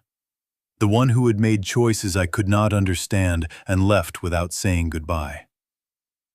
I thought about the 26-year-old who had called his uncle on a November evening and laid out what he had found, and given him the chance to make it right. Because that was the kind of person James was. The kind who believed that people deserved the chance to do the right thing before you forced their hand. He had been sitting across from me in this same city for a year before he disappeared, learning what I had to teach him and what I had taught him. Among other things was that you gave structures the benefit of the doubt until the data told you otherwise. You did not condemn a bridge because one reading was anomalous. You investigated. You verified. You gave the evidence time to accumulate before you acted. He had applied that lesson to Vincent, and Vincent had used the time it bought him. The passenger door opened. Noah got in and pulled the door shut behind him. He had been in the back seat, and I had not heard him move. He sat for a moment looking at the steering wheel, the way people look at something when they are waiting for the right moment to speak. "You okay?" he asked. He said it the way his father would have said it. The same quiet, direct concern that did not require a performance of caring because it simply was caring. I recognized it the way you recognize something you have not heard in a long time but have never forgotten. "Not entirely," I said, which was the truth. He nodded, as if this was an acceptable and expected answer. "Dad told me," he said, "that the hardest part of finding out the truth about something is that you have to live with having believed something else for so long." He looked at the windshield. He said the guilt of being wrong is different from the guilt of doing wrong, but it feels the same for a while. James had told his 12-year-old son that. He had been sitting on a boat in a river town somewhere, teaching his child load calculations and life philosophy simultaneously, thinking about his father. And he had found a way to address both at once. "He was right," I said. "He usually is," Noah said. Then, after a pause, "Grandpa." It was the first time he had said it. Not as a question, not as a test, just as a word that had always been waiting to be used and had finally found the right moment. He said it the way you say a word that fits, that slots into place in the sentence. The way a correctly specified structural member slots into the load path cleanly, without adjustment. I did not say anything for a moment. "Your father taught you to call me that," I said. "He said I'd get to say it out loud eventually." He looked at me. He said to wait until it felt right. I looked out at the street. A woman walked past with a dog. A delivery van turned the corner. The ordinary afternoon continuing its ordinary business, indifferent to what was happening in a truck parked outside an unremarkable cafe in Metairie. "There's something I need to hear," I said. "The audio file. I need to hear it before I can decide what comes next." Noah reached into the glove compartment and took out the digital recorder. He held it in his lap for a moment. "Dad's voice is on it," he said. "I know. You haven't heard it in 19 years. I know that too." He looked at me for a moment longer, checking something, not my resolve, I thought, but my readiness. Whether I was prepared for what the audio contained to be real, fully real, in the way that a recording makes things real, in a way that documents cannot. Documents you can hold at a distance. A voice is different. A voice inhabits the space around you. He pressed play. The first sound was ambient, the slight acoustic signature of a room, the hum of a building at night, the distant sound of a street. Then Vincent's voice, warm and steady in the way I had always known it, saying James's name in greeting. And then, James. I had not heard my son's voice in 19 years. He sounded younger than I remembered, and older than 26 at the same time. The combination you get in someone who has been carrying something for a long time, and has gotten very practiced at not letting it show in the way they speak. He laid it out clearly, systematically, the way an engineer presents findings. The specification discrepancy, the certification documents, the stamp with the company name. He was calm. He was thorough. He was giving Vincent every piece of information he had, and doing it with the confidence of someone who believed the person he was talking to would respond with equivalent honesty. Then Vincent spoke. I listened to 4 minutes and 11 seconds of my brother-in-law's voice. And at the end of it, I understood completely, and without remaining ambiguity, everything that had been done, and why, and how, and by whom, and what it had cost, and who had paid. The recording ended. The truck was quiet. Outside, the afternoon light had shifted to the lower, darker gold of late afternoon approaching evening. He was protecting you, Noah said. He did not say it as new information. He said it the way you state something that both people in a conversation already understand, to make it solid in the air between them. That's what he was doing. He heard Vincent say your name, and he understood what it meant, and he made a decision to protect you, even though it cost him everything. Yes, I said, and you've been blaming yourself for 19 years. Yes. Noah was quiet for a moment. Dad said, he said carefully, that he never blamed you. He said he wanted you to know that whenever you found out. He said the only thing he ever wanted was for you to know it wasn't your fault, and to be okay. He paused. He said if you could do those two things, everything else would be worth it. I put my hands on the steering wheel. They were not entirely steady, and I did not try to make them so. Everything else. 19 years of river towns and moving, and teaching a child to read structural drawings, and building a case one careful document at a time. All of it, in James's accounting, worth it, if his father could hear the truth and put down what he had been carrying, and be simply okay. I sat there for a while longer. The street continued. The light continued to change. Then I started the engine. They were all there when we got back. Renata had returned from wherever she had waited during my meeting with Celinda, and was at the kitchen table with her projection documents and a legal pad full of notes. Marcus Webb had come from his office on Magazine Street, bringing a laptop and a portable hard drive, and the particular focused energy of a journalist who can smell a story approaching its conclusion. He had set up at the far end of the table, leaving the center clear in the way that experienced people leave space in a room for the conversation that needs to happen. Celinda had come too. I had not suggested it, and she had not asked. She had simply gotten into her own car in the parking lot outside the cafe and followed us back. Which told me that 12 years of sitting outside Vincent Arsenault's office had given her a very precise sense of when a moment of decision had arrived and what it required. I looked at them around the table. Renata, who had known the truth for 11 years and had not known what to do with it alone. Marcus, who had been building toward this story for 2 years without the piece that would make it matter. Celinda, who had been keeping records for 11 years in the private understanding that someone would eventually come and need them.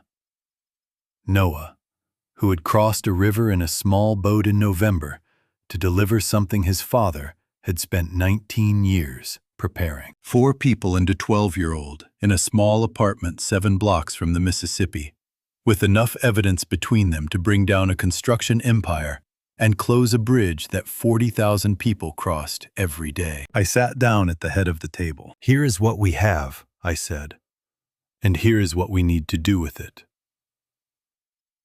I went through it methodically, the way I had always approached a project. Brief scope first, then resources, then sequence, then timeline. The evidence package was complete.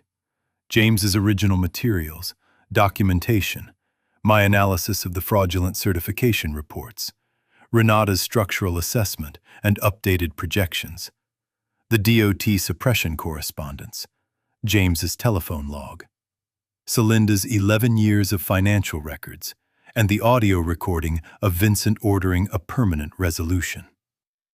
Each piece was significant individually. Together, They were comprehensive. Marcus goes to Agent Reyes directly, I said. Today, with a copy of everything we have.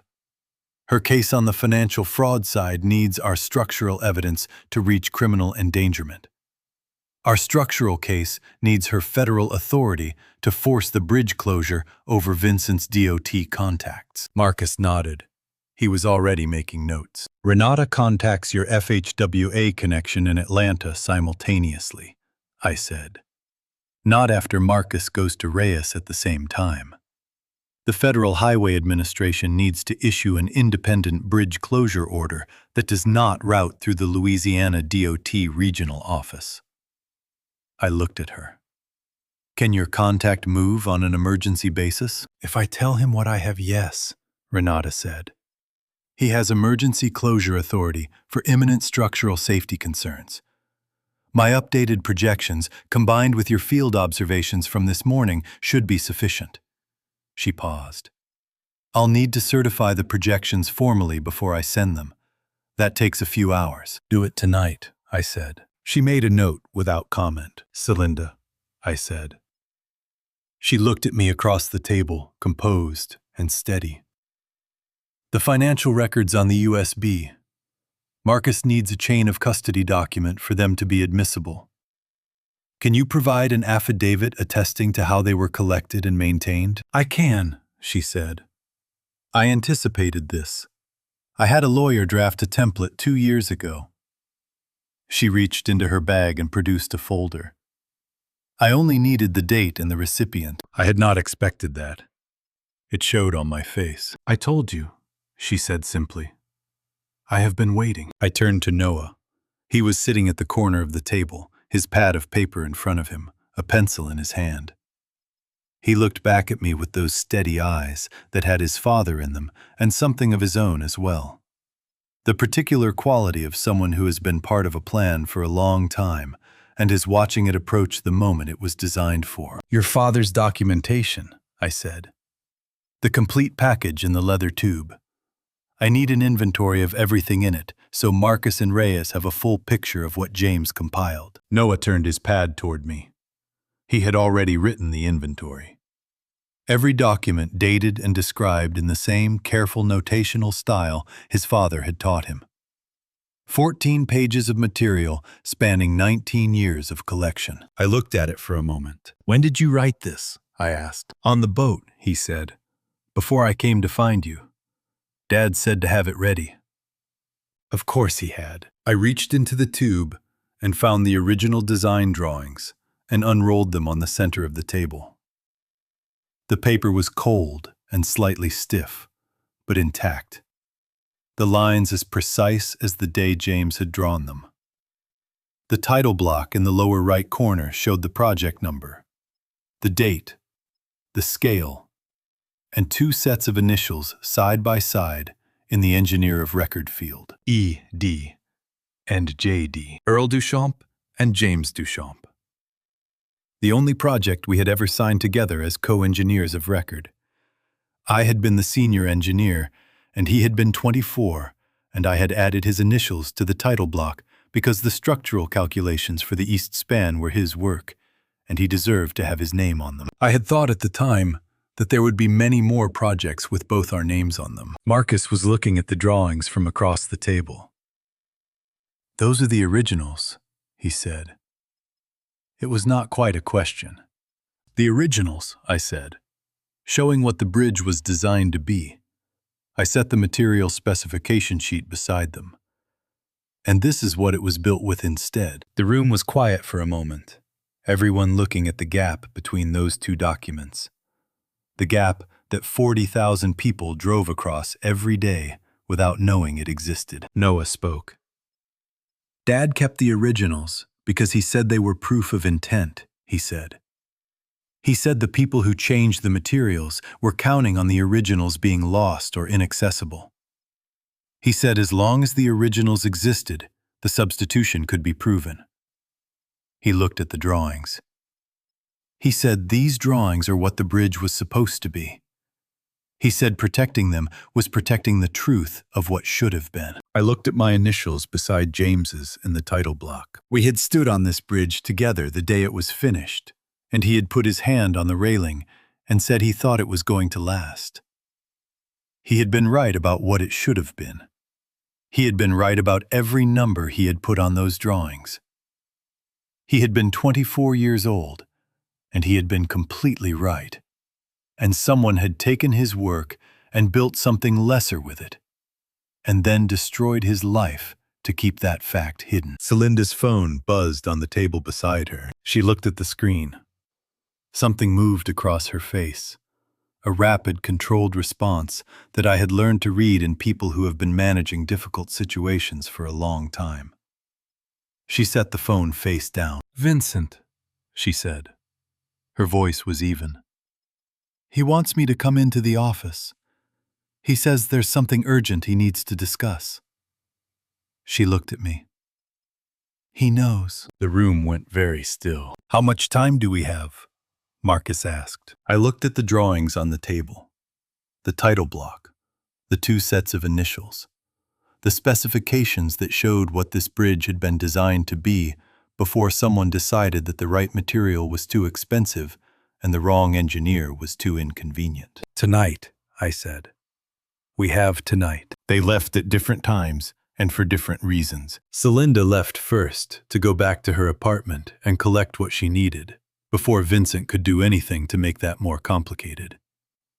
She had the composure of someone executing a plan they had rehearsed in their head many times, which I suspected was exactly what she was doing. Marcus left 20 minutes later with a copy of everything on his laptop and the focused efficiency of a man with a deadline that mattered. Renata stayed another hour to finalize the certification language on her structural projections, then walked back to her hotel on Magazine Street in the November dark. Noah was asleep in the back room by 10. I sat alone at the kitchen table, with James's documents spread out in front of me, and did something I had been doing in one form or another for 19 years. I read through the evidence, looking for anything I had missed. Structural engineers develop a habit of review that is almost pathological. You do not trust the first pass. You do not trust the second pass. You read the same document 3 times in 3 different states of mind. Once looking for what is there, once looking for what is not there, and once looking for what does not belong. The third pass is usually the one that finds the thing that matters. I was on my 3rd pass through James's personal documentation section when I found it. James had kept a detailed record of every time he had been forced to move. Date, previous location, new location, and a brief note about the circumstances that had precipitated the move. The record went back 19 years, 12 cities in the first 10, 4 in the decade after, none in the last 3 years, when he had stayed in the Baton Rouge area and apparently decided that enough had changed to allow a degree of stability. I read through the first 10 moves carefully. Then I went to my phone and opened the call log from the old number I had transferred from handset to handset for 19 years. The log that went back as far as the records were stored, which was 11 years. I set it beside James's movement record and began reading them in parallel. The pattern appeared on the 3rd comparison. March 2013. I called Vincent on the 6th. James left Providence for Albany on the 19th. 13 days. August 2013. I called Vincent on the 2nd. James left Albany for Biloxi on the 16th. 14 days. January 2014. I called Vincent on the 11th. James left Biloxi for Shreveport on the 24th. 13 days. I stopped reading. I looked at the 2 documents side by side on the table. The call log and the movement record. 19 years of the same pattern, repeated with the mechanical regularity of a system that had been designed to function and had functioned exactly as designed. I picked up a pen and went through every entry. Every call I had made to Vincent. every move James had made in the 2 weeks following. There were 18 entries in the 11 years the records covered.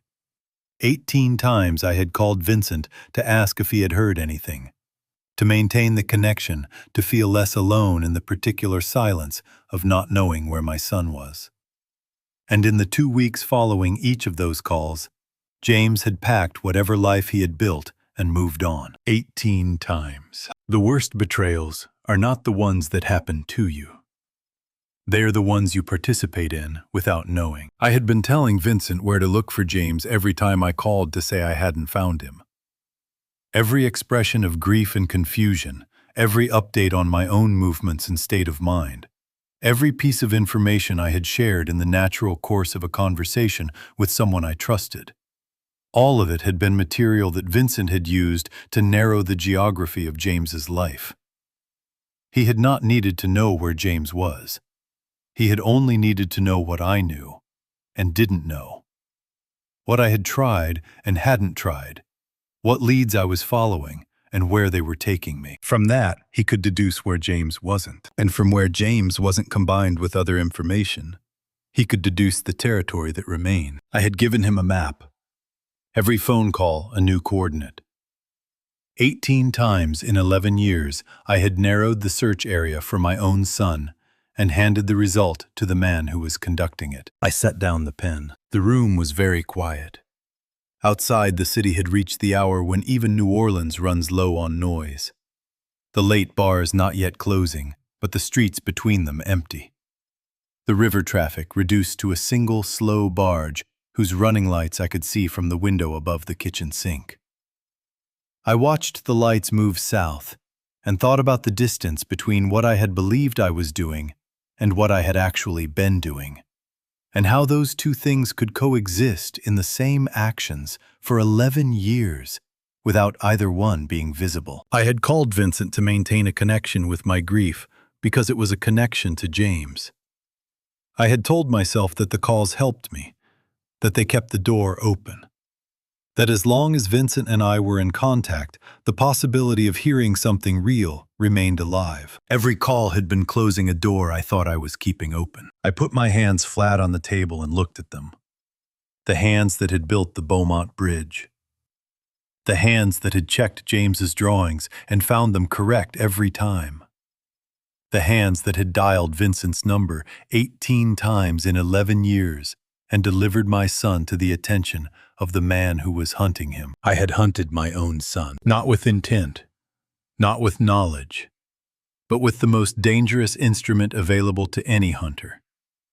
Information freely given by someone who did not know they were giving it and did not know where it was going. It took me a long time to move from that understanding to anything that came after it. Eventually, I became aware that the ceiling light above the table was too bright for the hour, and that I had been sitting in it without moving for longer than was useful. I stood up and turned off the overhead light and stood in the dark for a moment, letting my eyes adjust. The river lights were still visible through the kitchen window.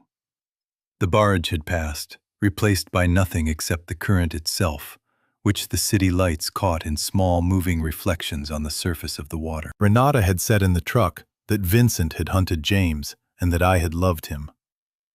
She had meant it to be a distinction. Sitting in the dark in my kitchen, I understood that both things could be true simultaneously, and that the combination of them was the specific weight I would carry going forward. Not guilt exactly, because guilt requires intent, but the precise knowledge of what love looks like when it is used against itself. My phone lit up on the table. Unknown number. A New Orleans area code I did not recognize. I answered it. Mr. Duchamp? The voice was professional, measured, with the particular economy of someone who makes calls like this regularly and has learned that clarity is more respectful than preamble. My name is Special Agent Diana Reyes. I'm with the FBI New Orleans Field Office. I think you have something I've been building toward for a very long time. A pause. And I think you may have just figured out something that completes the picture on my end as well. Another pause. Can you meet me tomorrow morning? I looked at the documents on the table. the call log, the movement record. 18 coordinates I had given to the wrong person, finally about to be given to the right one. Yes, I said. What time? Agent Diana Reyes had the kind of office that told you something about the person who worked in it. Not large, not decorated. A desk with 2 monitors, a whiteboard on the wall covered in a network of names and dates and amounts that looked remarkably similar to what Marcus Webb had on his wall on Magazine Street. Which made sense because they had both been building toward the same center from different directions. A window that looked out onto a parking structure rather than anything that could be called a view. On the desk, one framed photograph turned at an angle I could not see, and nothing else personal. She was 44, with dark hair and the economical movements of someone who had been operating in high-stakes environments long enough that she had stopped wasting energy on anything that was not directly useful. She shook my hand with a grip that was firm and brief, and told me immediately that she had already formed a preliminary opinion of me, and that I had not contradicted it yet. Marcus was already there when I arrived. So was Renata. Celinda had submitted her affidavit remotely through a secure channel Reyes had provided at 4 in the morning, which told me Celinda had not slept. Noah was at the apartment. I had not told him where I was going, and he had not asked, which told me his father had prepared him for this too. The understanding that some meetings were for adults, and that waiting without information was a skill as important as any other. Reyes looked at each of us in turn, the kind of assessment that happens in seconds and does not require performance to be accurate. "Mr. Duchamp," she said, "Marcus has walked me through the outline. I've reviewed the documentation he brought last night." She sat down. "I want to hear the phone log analysis directly from you," I told her. 18 calls, 18 moves, 13 to 14 days between each pair. The mechanical precision of a system that had been running on the information I provided without my knowledge for 11 years. She listened without interrupting. When I finished, she was quiet for a moment, looking at the whiteboard. "That closes a gap I have been trying to close for 8 months, she said. I knew Vincent was getting advance warning of James's locations. I could see the effect in the movement pattern. James was too careful for the moves to be coincidental, but too frequent for him to be acting purely on his own risk assessment. There had to be a source. She looked at me. "I didn't know the source was you." "Neither did I said. She accepted this without comment, which I appreciated. "Here is where we are," she said. She turned to the whiteboard and pointed to 3 clusters of information connected by lines to a central node with Vincent Arsenault's name. 18 months ago, I opened a federal investigation into Arsenault construction based on a pattern of material misrepresentation in federally funded contracts. Over 18 months, I have built a wire fraud case, a contract fraud case, and a material misrepresentation case that covers 9 projects spanning 15 years. She tapped the central node. What I have not been able to build until now is the criminal endangerment component. For that, I need the structural engineering analysis, and I need it from someone with standing. "Earl is the engineer of record on the Beaumont Bridge," Renata said. "I know," Reyes said, "which is why James's plan worked."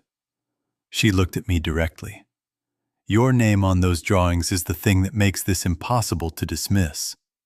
A plaintiff can challenge an independent assessor's findings. They cannot challenge the findings of the person who designed the structure and is now testifying that it was built incorrectly." "What do you need from me formally?" I asked. "A sworn statement attesting to the original design specifications, your analysis of the fraudulent certification documents, and your field observations from the bridge inspection." She paused. "Renata's updated structural projections certified, and Celinda's financial records with her affidavit establishing chain of custody." She looked at Renata. "Your FHWA contact in Atlanta. Have you spoken to him?" "Last night," Renata said. "He reviewed my projections this morning. He is prepared to issue an emergency structural safety order requiring immediate closure and inspection of the east span. He needs the formal request from you to route it outside the Louisiana DOT regional office. I'll have that to him within the hour, Reyes said. She made a note. The closure order and the arrest warrants have to execute simultaneously. If Vincent is in custody before the closure order reaches the bridge, his people in the DOT office have no authority to block it. If the closure happens first, he will know we are moving, and we lose the element of timing. How long for the warrants? Marcus asked. 48 hours, Reyes said. Federal judge emergency basis. I have the relationship, and the case is solid enough. She looked at the whiteboard. The weather system the National Weather Service is tracking current projected landfall in 5 to 7 days. We execute in 48 hours, which gives us 3 to 5 days before the conditions that make the bridge critical. And if something delays the warrants? I asked. Reyes looked at me steadily. I've been building this case for 18 months, Mr. Duchamp. Nothing is going to delay the warrants.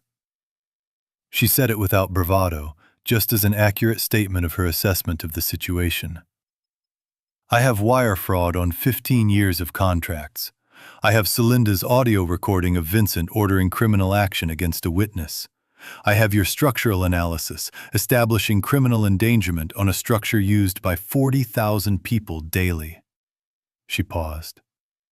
Any federal judge in this district will sign those warrants. There's one more thing, I said. I told her about the phone log pattern. Not just the 18 calls I had documented, but the mechanism of how it had worked. The information Vincent had extracted from my calls without my knowledge. Reyes listened and made precise notes. And when I finished, she looked at what she had written. That's obstruction and witness interference going back 11 years, she said. It adds to the warrant application. She looked at me. And it means that your calls to Vincent in the past week, or your decision to stop answering his calls, have almost certainly told him that something has changed. He knows Celinda didn't come in when he called her, I said. Yes. Reyes closed her notebook. Which means we are operating on a compressed timeline, but we already knew that. She stood and extended her hand. Mr. Duchamp, you built something with your son 19 years ago. He spent 19 years making sure it would last long enough to matter. She looked at me. Let's see if this plan holds weight. I shook her hand. Outside the FBI field office, on a sidewalk in New Orleans on a November morning, with 48 hours left before the warrants landed, and 5 days before the weather system, and 19 years of everything converging on a point that was finally close enough to touch. I stood on the concrete and looked at the sky and thought about bridges. Every bridge is a promise that the gap can be crossed, that what separates one place from another does not have to be permanent, that with the right materials in the right configuration, held together by the right connections, you can make a way across. 48 hours. I went back to the apartment to tell Noah. Noah was at the kitchen table when I got back, doing what he always seemed to be doing when I returned to the apartment. Working on something with complete attention, a pencil in his hand, the world outside, whatever he was focused on, registering only at the periphery. This time it was not calculations. It was a drawing. Not a technical drawing, a sketch, the kind a 12-year-old makes when they have grown up around engineering drawings and absorbed the vocabulary of line and proportion without being taught it formally. It was the Beaumont Bridge. Drawn from memory from the angle we had both stood at 2 mornings ago, in the pre-dawn gray, looking at column D7 with the school bus passing below us.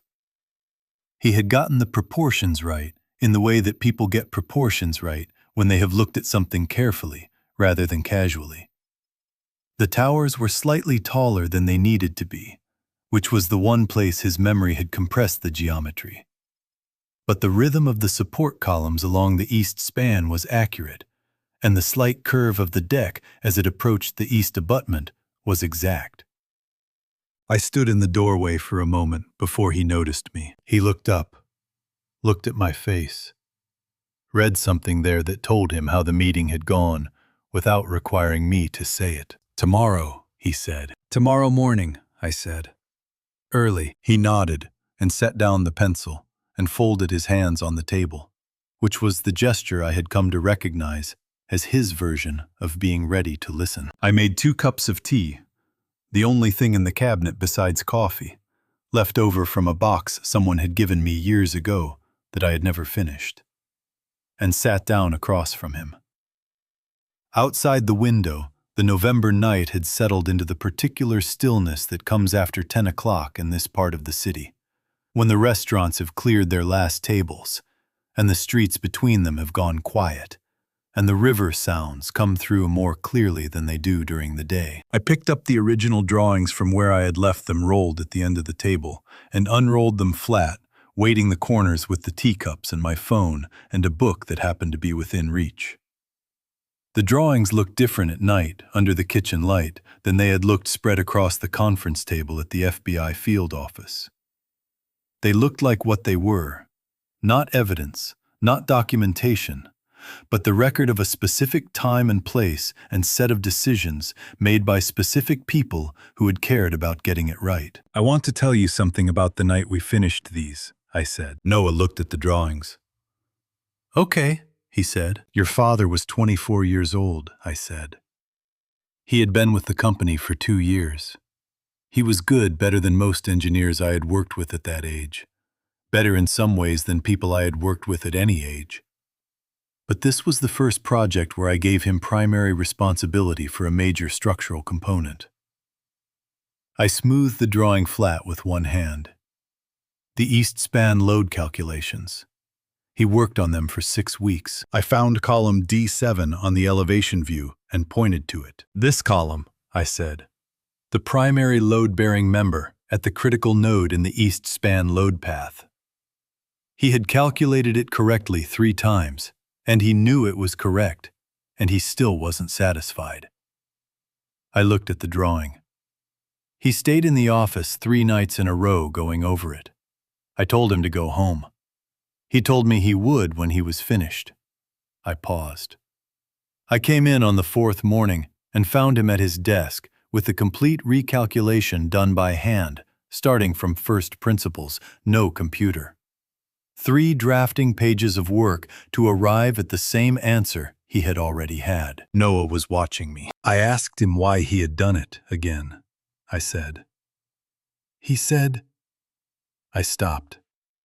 The memory was precise, the way the memories of specific conversations are precise, when they have been important without your knowing it at the time. He said that some things are too important to get right only once. He said the column carried the most critical load in the entire structure, and the people who would be crossing that bridge deserved to know that someone had checked it until there was nothing left to check. I looked up from the drawing. Noah's expression had not changed, but something behind it had a shift in the quality of his attention. The kind that happens when something lands in the place it was meant to land. He was 24, I said. And he was right. And someone took his work and built something else with it. We sat with that for a moment. The river sounds came through the window. A long, low sound from somewhere on the water, a vessel moving in the dark. The horn carrying across the distance between the river and this table, and this drawing, and these 2 people sitting, with the space between them full of everything that 19 years contained. "Grandpa," Noah said. He said it the way he had said it in the truck, naturally, without weight, as if it had always been the right word. "Did you know when you were building it that it was going to be the best thing you made together?" I thought about it honestly. I knew it was good work, I said. I knew James was good. I didn't know it would be the only thing. I looked at the drawing. I thought there would be more. I thought there would be 30 years of more. Noah was quiet for a moment. "Dad talks about it," he said. "The bridge. Not often, but sometimes, when we were somewhere on the river and the light was right. He would get quiet in a specific way, and I knew he was thinking about it." He looked at the sketch he had made still on the table beside the original. He said it was the best work he ever did. He said he was proud of it, even though it hurt to think about. Proud of work that was destroyed, I said. Proud of work that was worth destroying, Noah said. He said there's a difference. He said if it hadn't been worth destroying, they wouldn't have needed to falsify the materials to cut the cost. They did it because the design was good and the margin it provided was expensive to maintain. I looked at column D7 on the drawing. The column James had recalculated by hand from first principles over 3 sleepless nights, because some things were too important to get right only once. Tomorrow, I said, the bridge gets closed, and the work your father actually did gets the record corrected. And after that, we fix it, I said. The right way. The way it should have been built the first time. Noah looked at the sketch he had drawn from memory. The east span with its rhythm of columns and the slight curve of the deck approaching the abutment. He picked up the pencil and added one small detail I had not noticed. He had left out a hairline at the base of column D7. The crack we had both seen in the pre-dawn gray 2 mornings ago with the school bus passing below. He set the pencil down. Dad said to tell you something, he said. He had not said this before, and the deliberateness of it told me it was something he had been holding for the right moment. He said he's been watching the same river as you, every night. He said he never stopped. I looked at the window. Through it, the city lights caught the surface of the Mississippi in small moving points that appeared and disappeared with the current. The same river it had always been running, south, in the dark, between a bridge that needed to be fixed and an apartment where 2 people were sitting, with a drawing of what it had been meant to be. I did not say anything for a while. Then I said, "Tomorrow." Noah nodded. He rolled the original drawings carefully and replaced them in the leather tube. He washed the teacups without being asked. He turned off the kitchen light on his way to the back room and said goodnight in the quiet, straightforward way he said most things. I sat in the dark for a while longer, listening to the river. Dawn on the Mississippi looks the same, whether it is the best morning of your life or the worst. The river does not care. It just keeps moving. I was dressed and at the kitchen table by 4:30, which gave me an hour before I needed to be at the staging point Agent Reyes had specified. A parking structure 2 blocks from the Arsenault construction headquarters on Poydras Street, close enough to move quickly and far enough to maintain the element of timing. The warrants had come through at 11:17 the previous evening. Reyes had called to confirm at 11:19. She had sounded the way she sounded in her office, measured, precise, with the particular quality of someone who has been building toward a moment for a long time and has reached the point where the building is done and the moment is simply what comes next. Noah was awake. He had come out of the back room at 4:15 without being called, dressed and ready, and had sat across from me at the table with a glass of water and no apparent need to fill the silence. We had sat together in the dark kitchen for 15 minutes without speaking, which was, I had learned in the past week, one of the things Noah did well. At 4:45, I said, "Stay here." He looked at me. "This part is not for you," I said. "Your part is done. You did everything your father asked you to do." He was quiet for a moment. Then he nodded once, which was the kind of agreement that meant he understood and accepted it, rather than simply complying. I left the apartment at 4:50 and drove through empty streets to the parking structure on Poydras. Reyes was already there with 4 other agents, 2 vehicles, and the focused efficiency of a team that had been briefed and was ready to execute. Renata was in a separate car at the east approach to the Beaumont Bridge, coordinating with the DOT emergency response team that the FHWA had dispatched directly from Atlanta, bypassing the Louisiana regional office entirely. Marcus was at a cafe on Canal Street with his laptop open, ready to release the story the moment Reyes confirmed the arrests. a story he had been writing for 2 years and had finished in the past 48 hours. Celinda was at her apartment with a federal protective order and an affidavit that was already filed. Reyes looked at me when I arrived. "You don't have to be here for this," she said. "The evidence stands without you present." "I know," I said. "I'm here anyway." She accepted this and returned to her team. At 5:47, as the first gray light began separating the sky from the river, Reyes gave the signal and the team moved. I waited in the parking structure and watched the radio. The arrest at Arsenault Construction Headquarters took 11 minutes. Reyes's voice came through the radio, calm and clipped. "Building secure. Subject located. Warrant served. Subject in custody." 11 minutes for 19 years.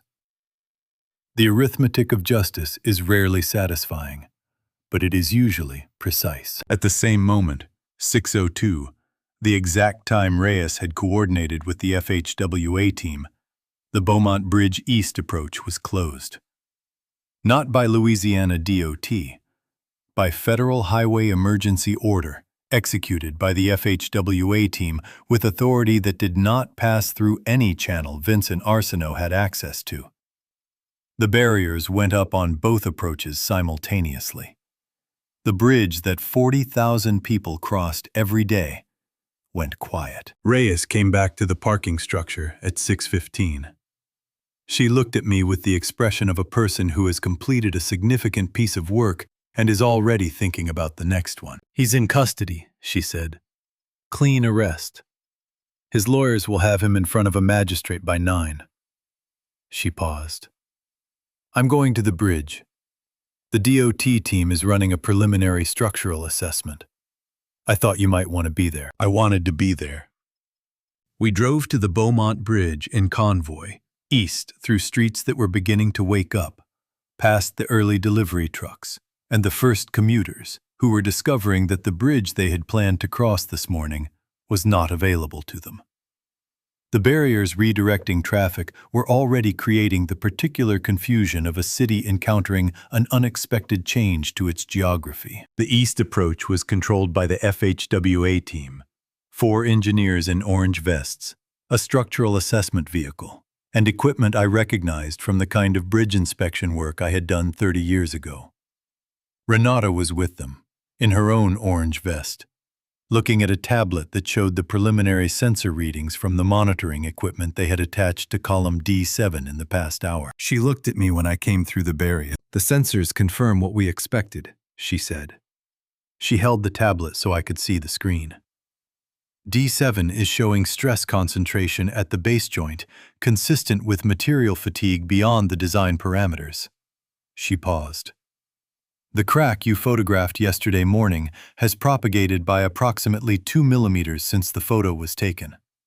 In 24 hours under current load conditions, it would have reached the threshold where controlled monitoring becomes inadequate." I looked at the crack. 2 millimeters in 24 hours. Small in absolute terms. In structural terms, the difference between a bridge that could be safely managed and a bridge that required immediate intervention. The lead FHWA engineer, a man named Carver, who had the unhurried precision of someone who had done this work for a long time, crouched at the base of D7 and read numbers from a handheld gauge to his assistant who recorded them. He stood and looked at Renata's tablet. He looked at the original design drawings that I had brought and unrolled on the hood of the assessment vehicle. He found column D7 in the elevation view. He looked at the specification. Grade 50 structural steel, minimum yield strength 50,000 pounds per square inch. Noted 3 times in 3 different sections, because the engineer who had designed it understood it was a critical value that needed to be unambiguous. He looked at Renata. "The installed material," he said. "Grade 36, she said. "Confirmed by core sample analysis in 2013 and consistent with the current sensor readings." Carver was quiet for a moment. He looked at the drawing. He looked at the initials in the title block, E, D, and J, D, and then at me. "You designed this column," he said. "My son designed it," I said. I reviewed and certified it. He specified grade 50 because the load path through this node required it. I looked at D7. He spent 3 nights recalculating it from first principles to make sure he had it right. He was 24 years old, and he understood that some things are too important to get right only once. Carver looked at the crack at the base of the column. He looked at the specification on the drawing. He looked at what had been built instead. Load-bearing capacity at D7, he said to his assistant. Current assessment, the assistant read from the sensor display. 31% of design specification. 31%. James had designed this column to carry a full structural load with margins. Someone had built it to carry 31% of what it needed to carry, and it had been carrying 40,000 people a day for 19 years on the difference between what it was supposed to be and what it was. I looked at the drawing in my hands. The title block with 2 sets of initials. The specification that had been correct and had been ignored. The work of a 24-year-old who had understood what it meant for people to trust that what held them up would continue to hold them up. The work that had been worth destroying because it had been good enough to make the lie expensive. My phone rang. Unknown number. I almost did not answer it. Unknown numbers had been delivering bad news in various forms for the past week, and I was standing on a bridge that had just had its structural deficiency confirmed by federal engineers, and I did not have significant remaining capacity for additional information. I answered it. The line was quiet for a moment. Then a voice. Not Reyes, not Marcus, not anyone I had spoken to in the past week. A voice I had not heard in 19 years, older than I remembered. Worn at the edges the way voices get when they have been carrying something for a long time. But the cadence of it was the same. The particular rhythm that belonged to one person. Dad, James said. It's James. A pause. They told me it's over. I put one hand on the railing of the Beaumont Bridge and stood on the east span above the Mississippi River. And my son's voice came through the phone across 19 years of distance and arrived exactly where it had always been heading. The call lasted 23 minutes. I stood on the east span of the Beaumont Bridge, with one hand on the railing and the river moving below me, and the FHWA engineers working behind me, and I talked to my son for the first time in 19 years. There is no accurate way to describe what that is like. Language is built for the ordinary, and 23 minutes of conversation across 19 years of silence is not ordinary. What I can say is that his voice sounded like him, and that this was the thing I had not been prepared for. Not the emotion of it, which I had expected, but the simple fact of recognition. The voice had aged. The person in it had not changed in the way that mattered. He was in Baton Rouge. He had been in contact with Agent Reyes's field office through an intermediary since the warrants were served, and he had been told it was safe to call. He had been living in a house outside the city for the past 3 months, having made the decision 19 years in that the evidence was finally sufficient, and the plan was finally executable, and it was time to stop running. He said he was sorry it had taken so long. I told him the truth, which was that it had taken exactly as long as it needed to, and that I was sorry it had taken me 19 years to ask the right questions. He said that sounded like something an engineer would say. I told him it was. He said Noah had called him that morning. He said Noah had told him that I was on the bridge when he called, standing on it, and that he had understood when he heard that what it meant. That the bridge was no longer something to be afraid of. That it had become something else. He asked if he could come home. I told him yes. I told him that was the only thing I wanted. He said he would be there by afternoon. I ended the call and stood on the bridge for another minute looking at the river. The FHWA team was still working behind me, mounting additional sensors, documenting the structural condition, beginning the formal assessment that would determine the scope of the remediation. A process that would take months. The bridge would be rebuilt correctly, with the right materials to the design that James had produced, and that had been correct from the beginning. The work would take time, and it would be expensive, and it would require people to find other ways across the river while it was done.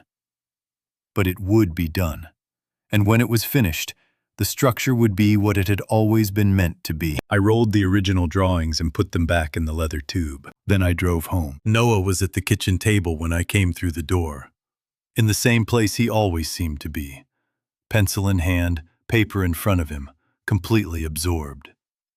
He looked up when I came in. He read my face. He called, Noah said. He called. Noah set down the pencil. He did not ask what was said. He had his father's understanding that some conversations were complete in themselves and did not require summary. He's coming this afternoon, I said. Noah was quiet for a moment. Then he picked up the pencil and wrote something at the bottom of the page in front of him and turned it so I could read it. It was a single line, written in the same careful notation as everything else he produced. Time of structural failure at D7, under continued current conditions without intervention, estimated 12 to 72 hours, weather dependent. Below it, underlined once, in the way James had always underlined a final result. Intervention. Successful. I looked at it for a long time. He came at 3 in the afternoon. I heard the car on the street before I saw it. An older sedan, practical and nondescript. The kind of vehicle a person chooses when they want to be unremarkable. I was standing at the window, and I watched him get out of the car and stand on the sidewalk and look up at the building. And I understood in that moment something I had been slow to understand. He had not known for 19 years whether I believed him. He had known I might have looked at the evidence and seen what Vincent wanted me to see. He had known that his father was a man who trusted data, and that the data had been arranged against him, and that trust and love are not always the same thing, and do not always point in the same direction. He had spent 19 years building a case, in part because he had needed it to be airtight, not for the court, not for the FBI, but for me. He had needed the evidence to be so complete and so unambiguous that there was no version of it in which his father looked at it and saw a guilty man. He looked older than 26. He looked like 45, which was what he was, a man who had lived a full life in difficult circumstances and carried it with the particular bearing of someone who had chosen how to carry it. Gray at the temples, lines around his eyes, the same shoulders I remembered, set in the same way with the same quiet deliberateness. He came up the stairs. I opened the door before he reached it. We stood in the doorway and looked at each other, the way you look at someone you have known longer than almost anyone and have not seen in a very long time. Taking inventory, confirming, adjusting the image you have been carrying to account for time. He said, "Dad." I said, "I know. I'm sorry." He shook his head. "You have nothing to be sorry for. I should have seen it sooner." "You saw it when you could see it," he said. "That's all anyone does." We did not embrace immediately, which was right. We are not people who move quickly toward things, either of us, and the moment was too large for rushing. We stood in the doorway for a moment longer, and then I stepped back and he came inside. And Noah was there. The way Noah crossed the room to his father was the only thing in the past week that had happened faster than I expected. He was 12 years old, and he had been carrying his father's mission for 3 days, across a river in November, and he had done everything he had been asked to do, with a composure that would have been remarkable in an adult. And when James crouched down and opened his arms, Noah dropped every bit of that composure in an instant, and became simply a 12-year-old boy who had missed his father. I turned and looked at the window to give them a moment. The river was visible from here on a clear day, just the edge of it at the end of the street, a strip of gray-brown water between the buildings. I had chosen this apartment 11 years ago for no particular reason except that it was available and affordable and close to the dock. I had not known then that the river was something I would spend 11 years watching. that it would become the constant in a life that had lost most of its constants. James had been watching it too. From Baton Rouge, from wherever he had been before that. From the window of whatever room he had been in when the light was right, and he had gone quiet in the specific way Noah had described. The same river watched from different banks, connecting two people who did not know yet that they were only waiting for the right moment to stand on the same bank again. That evening, the three of us walked to the dock. It was dark by the time we got there. The November dark that comes early and settles completely. The river invisible except where the city lights caught its surface. The dock was quiet. The security lamp at the north corner casting its familiar yellow circle on the planking. I had walked this dock 11,000 times, roughly. Tonight, it felt different from the other 11,000, in the way that a place feels different when it is no longer just the place where you wait. We stood at the edge of the dock where Noah had climbed up 5 days ago from the boat in the fog. "This is where it started," Noah said. "This is where it started," I agreed. James looked at the water. He was quiet for a moment, in the way he had been quiet on the phone. Not absence, but presence. The kind that is paying full attention to what is in front of it. "The bridge," he said. "When will the remediation start?" "Carver's team completes the full assessment in 30 days, I said. "After that, design phase for the remediation. Probably 6 months before construction begins." I paused. "They'll need an engineer of record for the remediation design." James looked at me. "Someone who knows the original," I said. He was quiet for a moment. Then, "The original design was right." "The original design was right," I said. "It just needs to be built the way it was designed." I looked at the water. Some things are too important to get right only once. He recognized the words. I saw it in his face.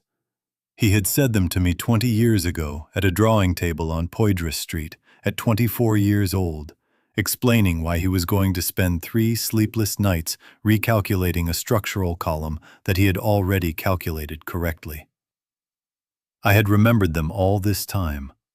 I had repeated them back to him on a dock on the Mississippi at the end of a week that had changed the shape of everything, so that he would know that I had been paying attention, even when I had not understood what I was hearing. He put his hand on my shoulder. I put mine on his. We stood like that for a moment, the three of us, in the dark beside the river. "We built it together," I said. "We'll fix it together." The river kept moving below us south toward the Gulf, carrying everything the city gave it in the direction it had always gone. It did not remember what it carried. But the people who stood beside it did. That is what the river taught me in the end. Not to wait for the current to bring things back. Not to stand on the bank watching the water go past and wondering what it was carrying downstream. But to understand that a river is not a place where things end. It is a place where things move. And moving, even in the wrong direction for a while, even in the dark, even in the fog, moving is how you find the way back. To the men who are reading this, if there is something you have been carrying alone, put it down. Not because it will be easy, but because you were not designed to carry it by yourself. The strongest structures I ever built were not strong because of a single element. They were strong because of how the elements were connected. Find your connections. Trust the people who show up in the fog. And if your son or your father or anyone you have loved and lost to silence is out there, watching the same river, know that the distance between you is not permanent. It is a span that can be crossed. It just needs the right materials and the right people willing to do the work. If this story reached you, I would be grateful to know. Leave a comment below. Tell me what you are building or what you are trying to fix. I read everything. And if someone in your life is carrying something they should not be carrying alone, share this with them. Not because it will solve anything by itself, but because sometimes the right story, heard at the right time, is the first piece of the structure. Thank you for crossing this with me. 19 years. That's what Vincent stole from my family.